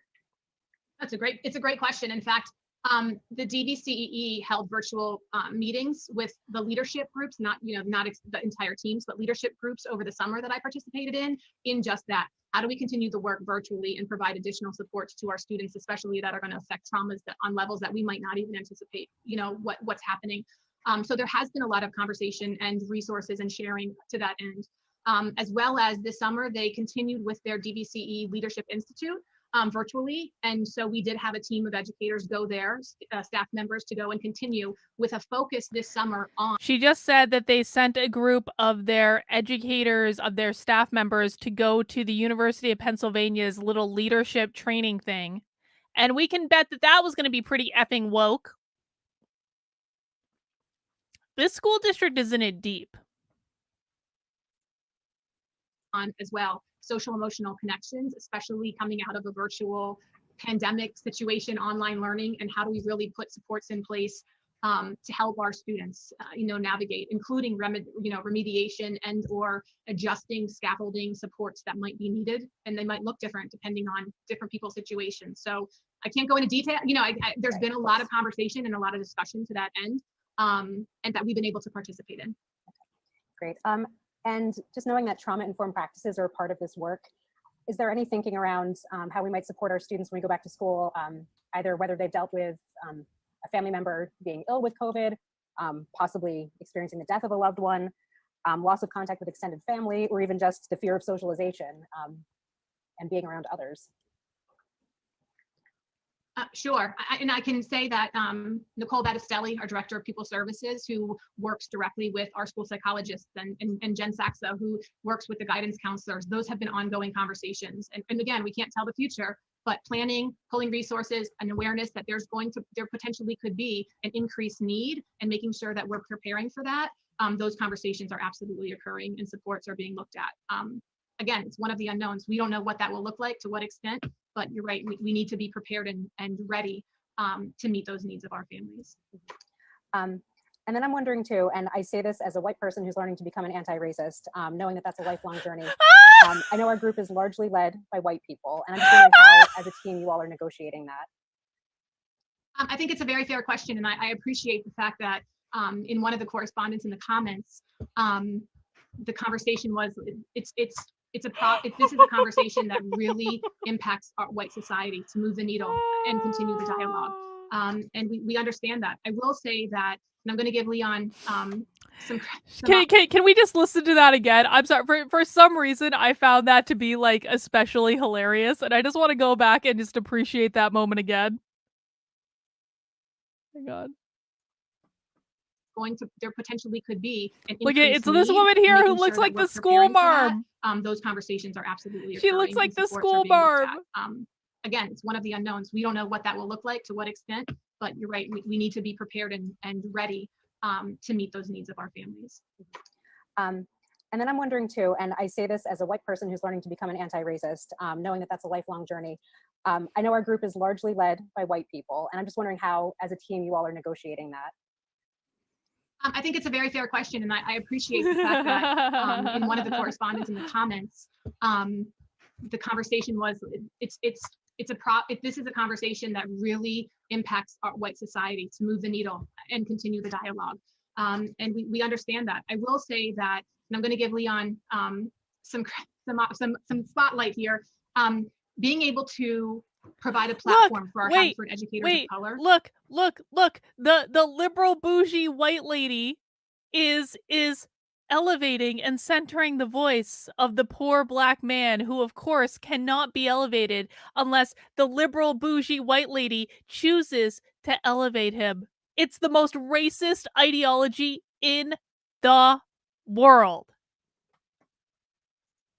To discuss and have authentic conversations about, what it's like and experiences in a suburban school district has definitely infused a level of engagement and desire, and having open dialogue with administration. I think that a lot of our educators of color are engaging in this work and helping bring perspective into the discussion and dialogue. Obviously, we want to continue more. But I think it's a good point. It's a different perspective is important, you know, and I can say that I have a daughter who's African American, and I see things very differently than I did before I had a daughter that was African American. So perspective and being open to hearing different experiences through a different lens is important. So that community parent team is also going to be important to hear open dialogue and open. How much you want to bet? I'm about to say something awful, and I'm going to acknowledge that I'm about to say something awful, but I'm going to say it anyway. And I could be wrong. This is speculation. But how much do you want to bet that that woman is the type of woman who would purposefully adopt a black child just to say that she has a child of color? Speculation, of course. I don't know if she did that. But she strikes me as the type of person who would. Feedback and listen to experiences, and be open to not having the answer, but engage in the conversation is the first step. And we're there. We want to continue to nurture those relationships. Thanks. And I'm just wondering too, you mentioned that all staff are receiving this training, which is excellent. But I also know that people may be resistant to the training. And I wonder what kind of supports are in place to kind of bring them along. I mean. Good question. It's continuing the conversation, right? We are scheduling trainings that are mandatory for all of our staff groups, and we are engaging in the discussion. But just like I acknowledged in this presentation this evening, not everyone is at the same place. Not everyone has the same background information, and not everyone has had the same experiences. And we have to be okay with that. And we have to provide space and opportunity for people to flesh that out and be okay with sharing their opinions, even if they don't match what my opinions might be. So it's a progress, it's a process, right? And I put a slide on introducing Beth and Leon that change is a process, it's not an event. So we're going to continue to work on moving the needle and having those discussions, but we're committed to it. And we'll lean into being uncomfortable in some of those discussions. And that's what we're asking our colleagues to do. And that's what we need to do as leaders as well. And I was wondering also if you have had any contact with the Havertown Stands with Black Lives Matter group of high school students. I feel like that could be a great grassroots partnership. I have, in fact, I've reached out to them. We have not, just because we have gotten some communication. Every communication that has come to me from alumni, parents, or from students. So there is a student-led Black Lives Matter group at Haverford High School. It might be worth looking into if that group is still going and what they're still doing. And they're working directly with the basis team.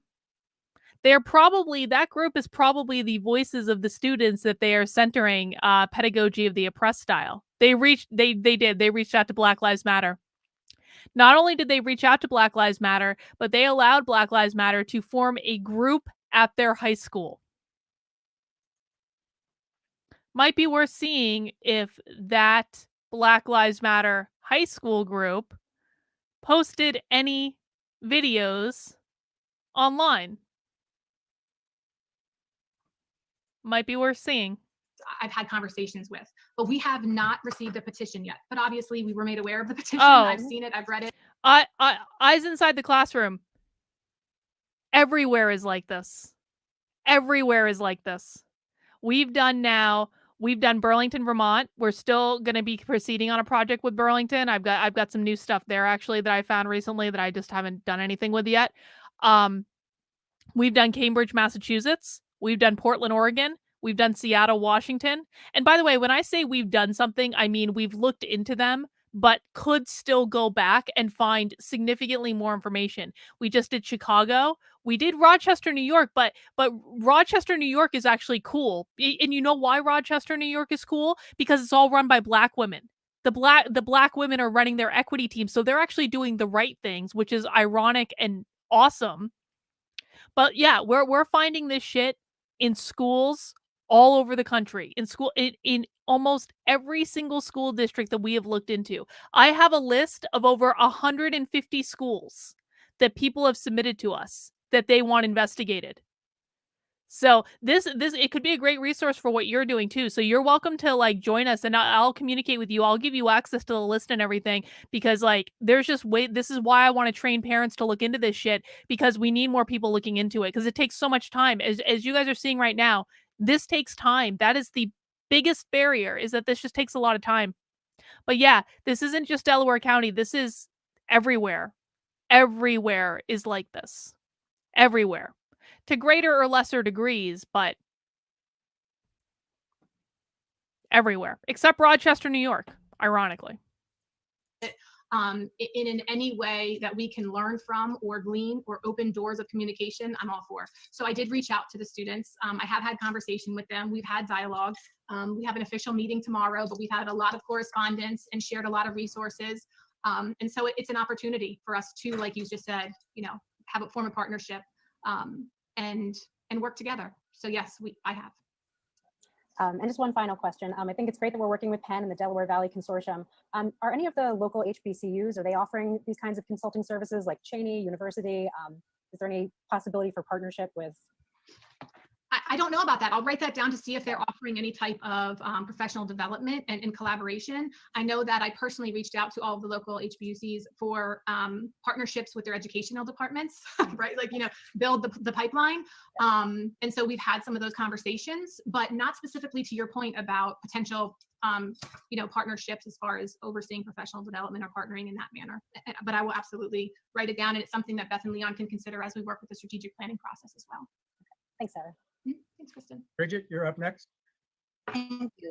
I just wanted to give my appreciation for this long overdue presentation. Obviously, a lot of work has been going on and is envisioned, and it's very important that we keep this at the forefront. I appreciate, this update, and hopefully there's still 74 members of the public that still seem to be streaming, and I know this will be watched in the community after tonight's board meeting. And so one of my questions is, I'm expecting that, like the staff and students who had the opportunity to engage and raise their hand to volunteer, that members of the community will be interested in how they might engage in some of the task force and working groups. And is there a channel to direct that kind of interest and action? Sure. So yeah, I mean, there's been thought and consideration into how that will be done in a systematic and fair, equitable way. Obviously, this is all pending on the approval of the proposed partnership. But one of the things that we're already in development with is how do we create some sort of a survey and or demographic collection, so that people who do want to participate, we have a way to ensure a very broad spectrum of demographic backgrounds of our community, because that's important to us. We don't want to hear from the same people who are attending our, our PTOs and our IDC and those channels that have been established. We want to make sure that it is explicitly stated. So if you're watching this and you're sending the message to people, if you are thinking about it but are hesitant to like engage and put yourself in it, please, I encourage you to do so. But I foresee us putting out a survey with some questions of demographic backgrounds, so that we can ensure that we really do have a diverse background on the committee to hear and gain from a variety of perspectives and experiences throughout the district and experience in the district. Okay, thank you. And again, thank you for this work. I think it demonstrates that our district is in a position of strength where we can it demonstrates something. Say, I don't think that's what it demonstrates, well, but that's just look me. at how each of our students is engaged with and succeeding in our district, and being able to question and criticize and change and learn together and have these challenging conversations is a testament to kind of the Haverford community and the position of strength. And I think this presentation lays out a great groundwork for, as you mentioned, not just the district strategic goal of diversity of inclusion, but a more specific kind of equity policy, equity lens that will be incorporated and embedded in this very systemic way that you've outlined. And I appreciate the work that you do, and know that this is just going to be a launching point. Thank you. It's not just me though, it's all the administrators. It's absolutely a collaborative lift. Yes. And teachers and students. Yes. So thank you. Any other questions or comments from the board? Well, Sarah, thank you very much. And please send our appreciation and thanks to all the folks who participated to get this thing moving and to bring this presentation to us tonight. And we look forward to good work in the future. Thank you. All right. Now, I do want to watch one more video, because Inside the Classroom DM'd me something that I think was worth watching. Hang on one second. Oh no! Rational Mirror got permanently suspended on Twitter. That's all right. He has another account. Don't tell anyone. Don't tell anyone. If you don't know who that is, don't worry about it. Okay, let me get into my my DMs.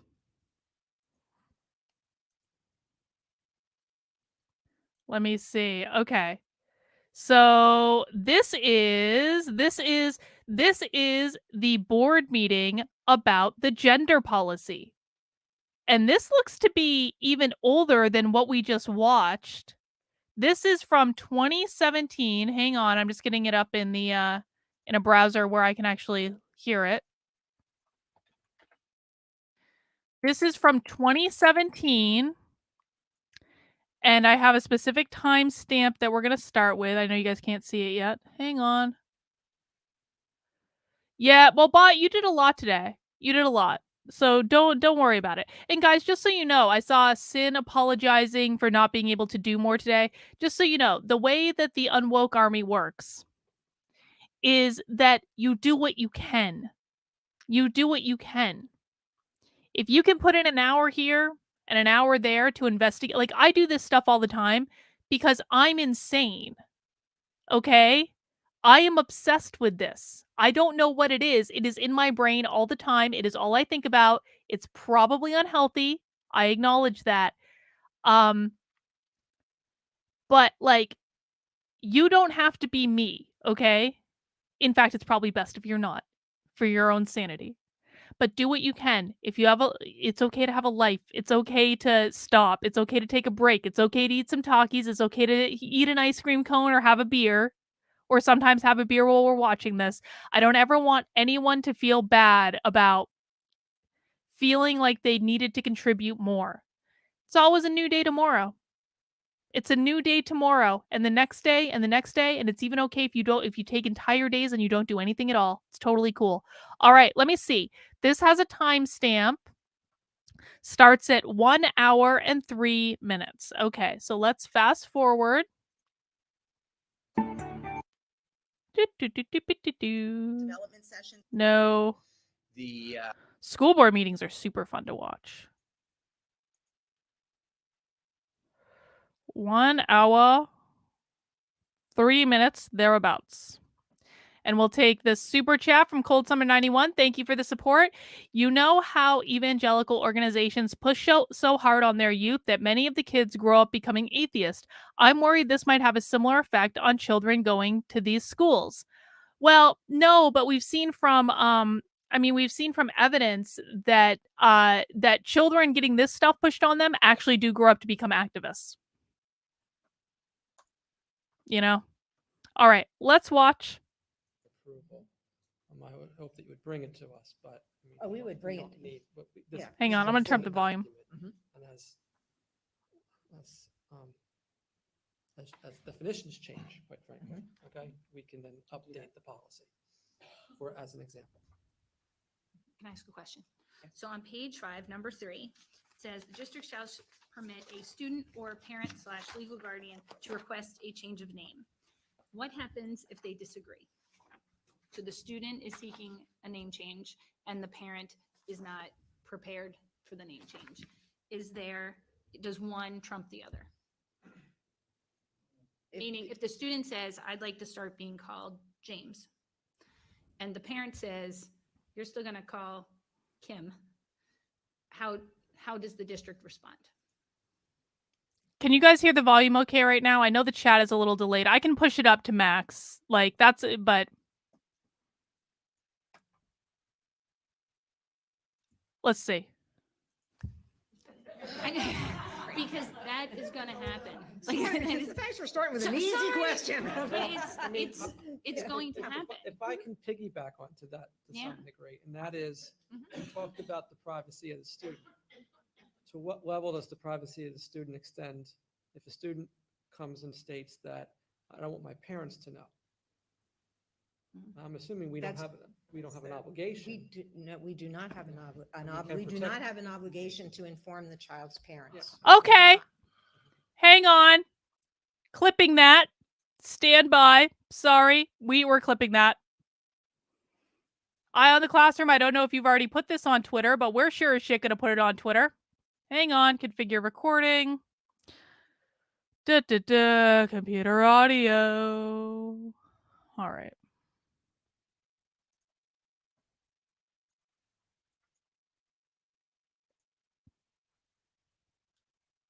Right. Okay, we can then update the policy for, as an example. Can I ask a question? So on page 5, number 3, it says the district shall permit a student or parent / legal guardian to request a change of name. What happens if they disagree? So the student is seeking a name change and the parent is not prepared for the name change. Does one trump the other? Meaning if the student says, I'd like to start being called James, and the parent says, you're still going to call Kim, how does the district respond? I know, because that is going to happen. Thanks for starting with an easy question. It's going to happen. If I can piggyback onto that to some degree, and that is, we talked about the privacy of the student. To what level does the privacy of the student extend if a student comes and states that I don't want my parents to know? I'm assuming we don't have an obligation. We do not have can we do not protect- have an obligation to inform the child's parents. Yes, okay. We do not. So then it would be the student saying, from here on in, I want to be called Jim. And then it's Jim. I don't know if it even would be as simple as that. I mean, because we really would try to look and work with the child and with the parent and try to, provide the parent with as much information as we can provide them with. Maybe in that case, recommend some resources to them. Our first priority is going to be to work with the child and to have school be a place where the child feels comfortable and where the child feels safe that they're there. So if push came to shove, we would use the name that the child wishes to be called when they're in school, but it wouldn't be that hard and fast. Well, that's it. We're not going to call her Kim. We would try and work with your parents and talk. Okay. All righty. Issues that arise that we do not have covered. All righty. As with other policies, as with every other policy any other we have. policy, there are issues that come up that we do not have covered, and that's the reason that policies and regulations change over time. One other thing, do we have an inventory that's available for people to be able to identify all gender bathrooms within the district and to know how many are in each building?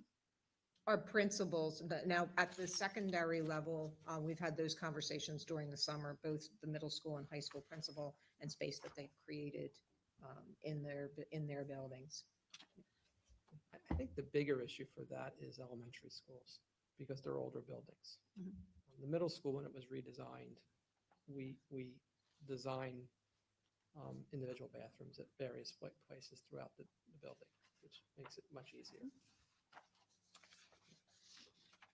Can I ask a question? So where is the sort of education going to take place for the students? Because what we want is to have a culture of inclusivity. So what happened to Meg's child doesn't happen.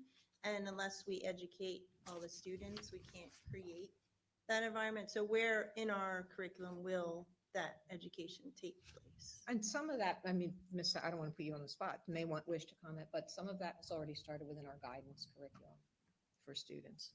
We do have it written into the regulations that as appropriate at the age level, that we will have that throughout the child's experience. I'll tell you currently in high school, we have a health unit that includes transgender, LGBTQ, all of the things that sort of are talked about in here already. And we've been doing that for several years.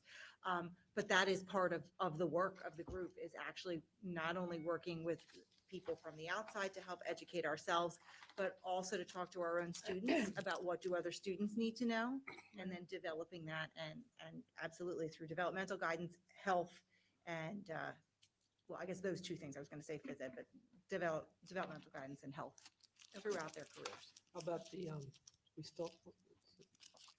DevGo, Mhm. DevGo program at the 6th grade. We do have that, yes. And so the question would be sort of Seem where does it dovetail belong very in well there? into that. We're also looking at where does it fall in the standards with what's already required for health class? Where is it appropriate? Where we're talking about systems or we're talking about relationships or, sort of where does that fit? There's a 7th grade health curriculum being developed right now where we know we're including some of that. And is this something also, it could be a topic, as many topics would be at the advisory program at the high school? I don't want to speak for the high school, but inclusivity is some of that work.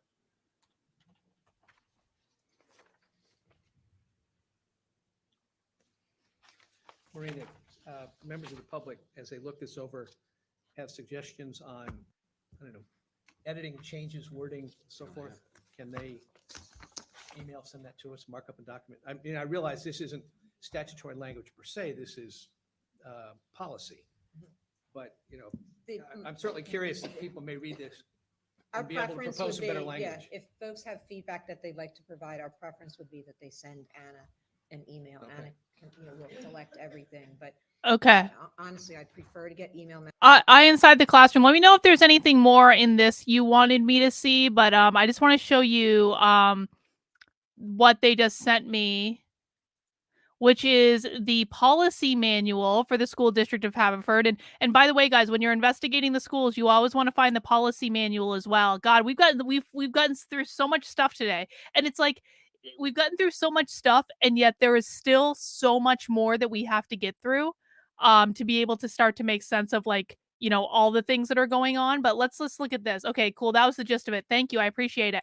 So let's look at this. So they have the policy manual, and there's 259 and 259 AR. And I just want to look at them both individually. So, policy manual for gender expansive and transgender and students, ensuring equity and non-discrimination.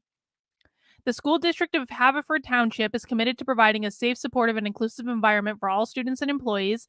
The district is also dedicated to ensuring that every student has equal access to the district's educational programs and activities. Additionally, the school district's policies require that all schools and all personnel promote acceptance and respect among students and staff. The policy reflects the board's support in ensuring that gender expansive and transgender students are provided such equal opportunity and access to programs and services. To ensure that gender expansive and transgender individuals are provided with such equal opportunity and access, the board authorizes the superintendent or designee to develop or promulgate regulations designed to ensure safety, comfort, and healthy development of gender expansive and transgendered students while maximizing such students' social interaction with other students and minimizing stigmatization and isolation. The regulation's purpose is to provide guidance for district staff regarding issues regarding gender expansive and so nothing crazy there. They just want all students to feel included. Fine. But then inside the classroom says the AR portion, which we're going to read now, was done without parental knowledge. Oh, isn't that nice of them? So the AR portion. Understanding the terminology associated with gender identity and expression is important to allowing a safe and supportive school environment for individuals in the district, and following terms are defined to assist in understanding the guidance presented. The most commonly used term through individuals though individuals may use other terms. Terminology and language describe transgender and gender expansive individuals can differ based on religion, language, race, ethnicity, age, culture, blah, blah, blah. Okay. Assigned at birth, the sex designation usually male or female assigned to a person at birth. Biological sex, the biological attributes such as anatomy, chromosomes, and hormones that inform whether a person is male, female, or intersex, where sex refers to biology and gender refers to cultural and social understandings that are layered on top of biology. Okay, great. So this school district has defined gender as a social construct rather than something that is like real and understood. Cisgender refers to people whose sex assigned at birth corresponds to their gender identity and expression. Consistently asserted gender identity, a commitment to one's gender identity asserted across multiple settings from the time when a person begins to live as the gender with which they identify rather than the gender assigned at birth. Gender, socially determined characteristics. Socially, what might be another word for socially determined characteristics? Would it be fair for me to say that a socially determined characteristic might also be a stereotype? They're literally defining gender as a stereotype. Exactly, James Jones. Great minds think alike. They're defining it as a stereotype. Socially determined characteristics, roles, behaviors, and attributes a society expects from and considers appropriate from. They're defining gender as what society it is. This is the literal fucking definition of a stereotype.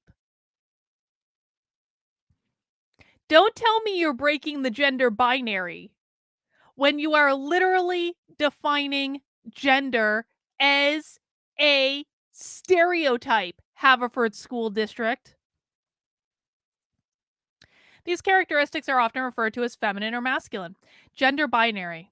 The socially constructed dichotomy that there are only two distinct, static, and opposite genders, female and male.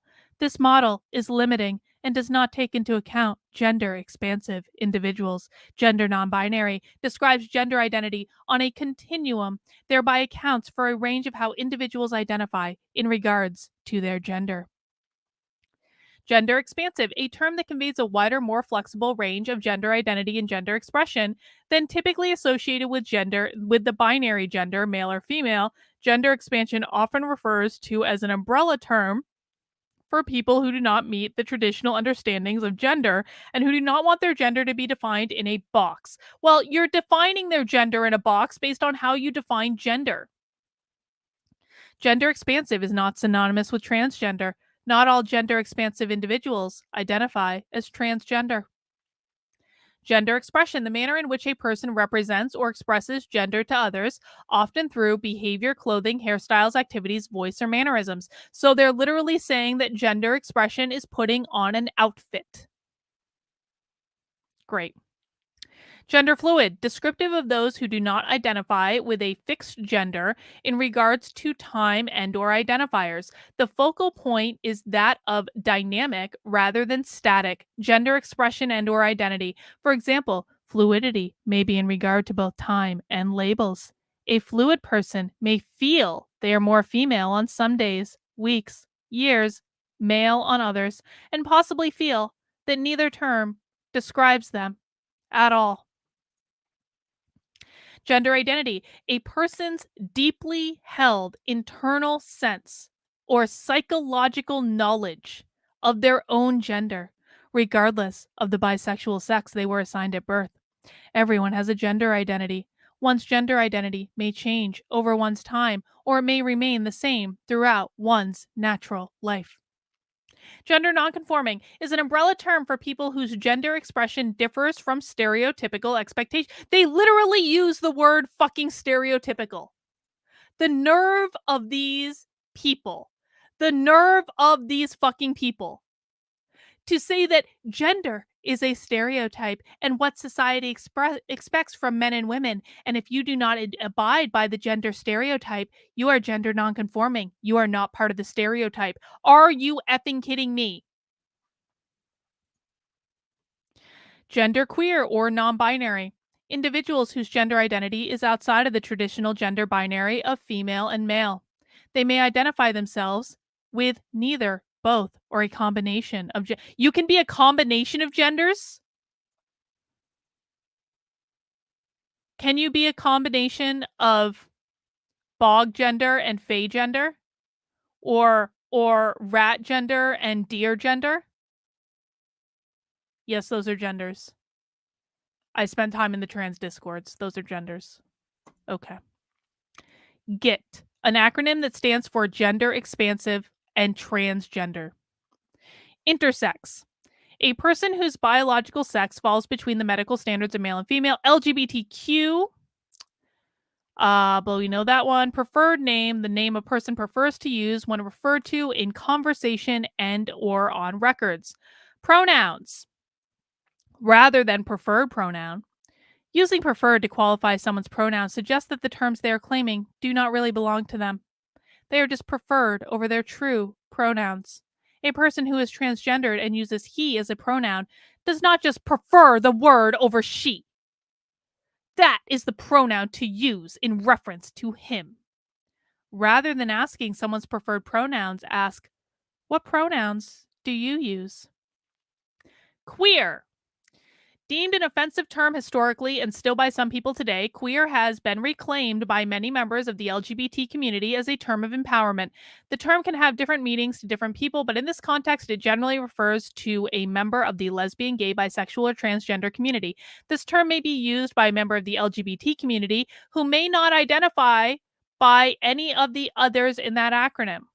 Since this term has a negative history, it should only be used to describe those individuals who identify themselves as queer and give permission for others to use that term to identify then. Questioning, a term that may be used to describe someone who is unsure or undecided about their sexual orientation or gender identity. Sexual orientation, a person's emotional, romantic, and/or sexual attraction to people of the other or the same gender.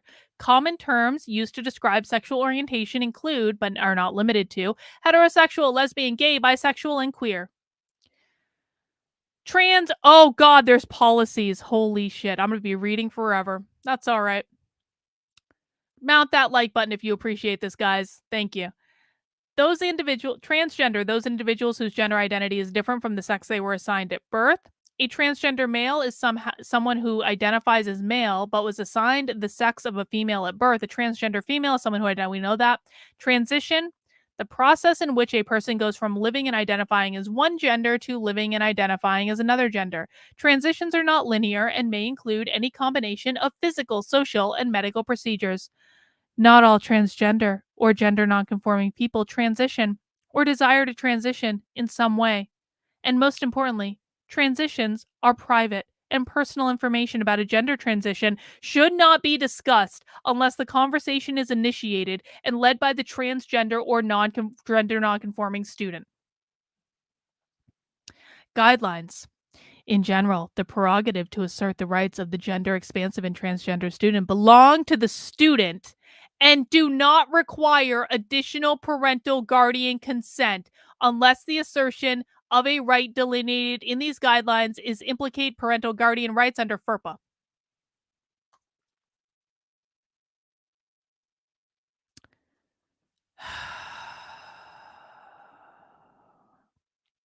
Privacy. All persons, including students, have a right to privacy. This includes keeping a student's actual or perceived gender identity and expression private. Therefore, wait for it, here it comes, get ready. Therefore, school personnel should not disclose information about what is gender expression, gender expansive, and transgender. Therefore, a school personnel should not disclose information about a gender expansive or transgender student's gender identity and expression to others, including the student's parents and guardian and/or other school personnel, unless legally required to do so, or the information is necessary in order to accommodate that student or ensure the student's safety, or unless the student has authorized such disclosure or explicitly disclosed their gender in a school setting. In the rare instance that a school is required to disclose the gender expansive or transgender student's status for legal or safety reason, the school should provide the student with the opportunity to make that disclosure themselves where practicable. That would include providing a student with any support services the student would need to disclose in a safe and supportive environment. Students have the right to openly discuss and express their gender identity and expression and decide when, with whom, and how much information they share. District and school personnel may encounter situations where gender expansive and transgender students have not disclosed their transgender status. School personnel must be mindful of the confidentiality and privacy rights of students when communicating with others, they mean parents, so as not to violate those rights, by example, revealing, implying, or referring to a student's gender identity and expansion. Their official school policy says you need to be really careful about communicating with student parents so that you don't accidentally make a mistake. That's literally what it says. To ensure confidentiality when discussing a particular concern, such as conduct, discipline, grades, attendance, or health, school personnel should focus on specifically school-related and not on the gender identity or expression. With respect to student medical records, school nurses and other licensed professionals need accurate and reliable information to confirm a student's identity. Okay.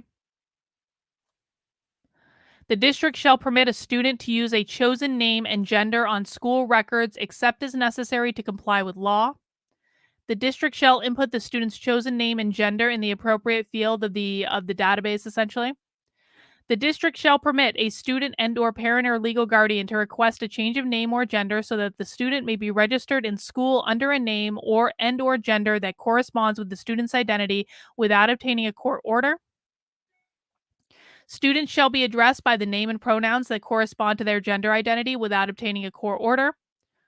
Or obtaining, hang on. Students shall be addressed by the name and pronouns that correspond to their gender identity without obtaining a court order, changing their school records, or obtaining parent guardian permission. Students shall be known by the name and the gender by which the person identifies. However, there may be situations, e.g., communications with family, where it may be necessary and recommended for staff to be informed of the student's legal name and gender. In these situations, staff should prioritize safety, confidentiality, and respect of the student in the manner that affirms the law. What they're saying is that there may be times when staff need to communicate with parents, and the student might not feel comfortable with the parents knowing that the student is using different names and pronouns at the school. And so the staff in the policy fucking manual is literally told, don't use the names with the parents. Use their birth name, use their given name. We must protect student confidentiality. We cannot tell the parents that the students are using different names and pronouns in school unless the students specifically give us permission to do so. So just tell the parents what they want to hear and it'll make it all go away. In the policy manual. That's just great. And as I inside the classroom reminded us, they passed this without parents even knowing. Personnel are unsure of how student communications to the home and or in conferences with parents and legal guardians. They may privately ask the student. For communications with the student's parents and legal guardians, school personnel should refer to the guidelines outlined here for privacy and confidentiality. Every student should be made to use the every effort should. I get a little silly when I've been streaming for 3 hours. I can barely see straight at the moment. Every effort should be made to use the chosen name and pronouns consistent with the student's identity. While inadvertent slips or honest mistakes may occur, the intentional and persistent refusal to respect a student's gender identity is a violation of the district policy. How nice. Oh, they're okay. School. So for a locker room.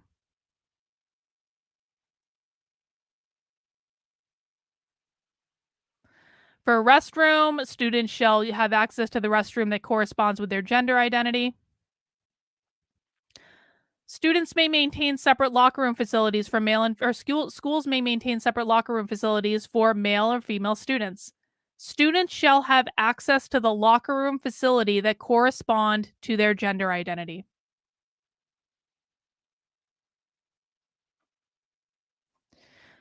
Physical education in classes and events are typically co-gender. In the rare event that classes or activities are sex segregated, Gender expansive and transgender students shall participate in physical education programming consistent with their gender identity. Participation in competitive sports, intramural sports, athletic teams, competitions, and contact sports shall be facilitated in a manner consistent with the student's gender identity. Fun times. Fun, fun, fun times. Well, I want to thank everyone who made it to the end of our stream today for hanging out with us while we investigated the Haverford School District in Pennsylvania. I feel like there's still a lot of information that we can get through. I'm going to have a good look around, and I'm going to try to we barely even scratched the surface of what they have. We've been at this 3 hours.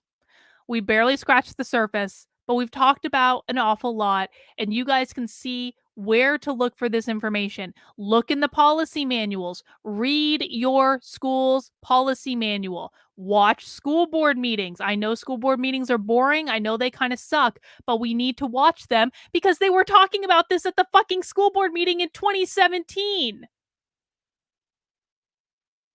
It's all out there, guys. It's all out there. Yes, absolutely. Thank you, Inside the Classroom, for helping with the content today. I'm not necessarily ending investigation into this. I'm just stopping the stream for today because I'm tired and I have something I need to do at 9. Okay, I have something I need to do. Awesome, you're the king. I'm gonna communicate with you on Twitter. We're gonna decide. We're gonna talk about some potential, like how I can best help you in what you're doing because you were the one that exposed the school district in the first place. I'm just trying to supplement what you're already doing. Guys, as a reminder, what we've been doing today is what I want to train parents how to do. I want to train 10,000 parents how to do what we did in this stream today. To go through their school's websites, to look at the policy documents, to find what they're putting on social media, to find what they're putting on YouTube. I want to train at least 10,000 parents, as many parents as I can, to be able to do this stuff for their own school district. Because if we can get 10,000 parents to keep an eye on their own school district, that cuts down the work the rest of us have to do. That is an unstoppable force.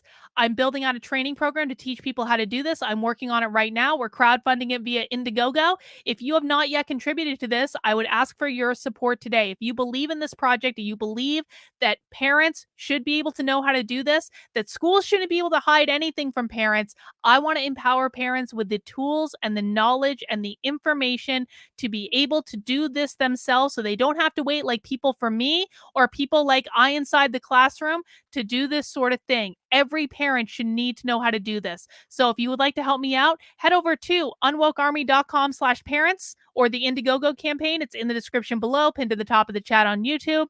That the unwokearmy.com/parents is going to redirect you right to this Indiegogo campaign. You're going to be able to learn about it. You're going to be able to get perks for donating to this effort to make this possible, including early access, being one of the first parents to run through this program when it launches in January. So please find out more information there. Also, remember, we have a couple special events coming up on activelyunwoke.com. Just go to the events page.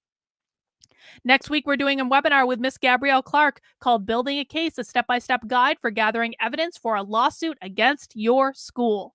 She's going to tell you what you need to know about being a parent suing the schools.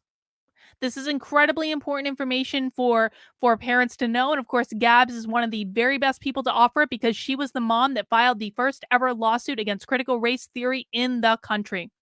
I will also be doing a webinar on October 12th called Our Game Plan, Using Change Management to Defeat the Woke Cultural Revolution. You can sign up for both. We got book club coming up. We're reading the Communist Manifesto. That's going to be on October 22nd. You do need to be a supporter in my community. Go to activelyunwoke.com/support. Join my Patreon or my locals, and I will make the link available to everyone who's supporting the work I'm doing. I can't do it without you guys, really, the supporters in locals especially. Patreon is great too. No shade on Patreon, but the people who are financially contributing either through the Indiegogo campaign or through my support link, you guys make this stuff possible. I can't do it without you, and I'm really, really appreciative. All right, guys, that's all I've got for today. I will be back tomorrow with another stream. I don't know what I'm streaming on yet, but I will let you know. For right now, take care. Have a great rest of your night, and we'll see you soon. Oh, and follow I Inside the Classroom on Twitter. Follow them on Twitter. Hang on. I'm gonna get your Twitter up so people can see. Hang on. ETIC official. No, that's not it. EITC. I'm dyslexic sometimes. There it is. There it is. We want to follow. God dang it.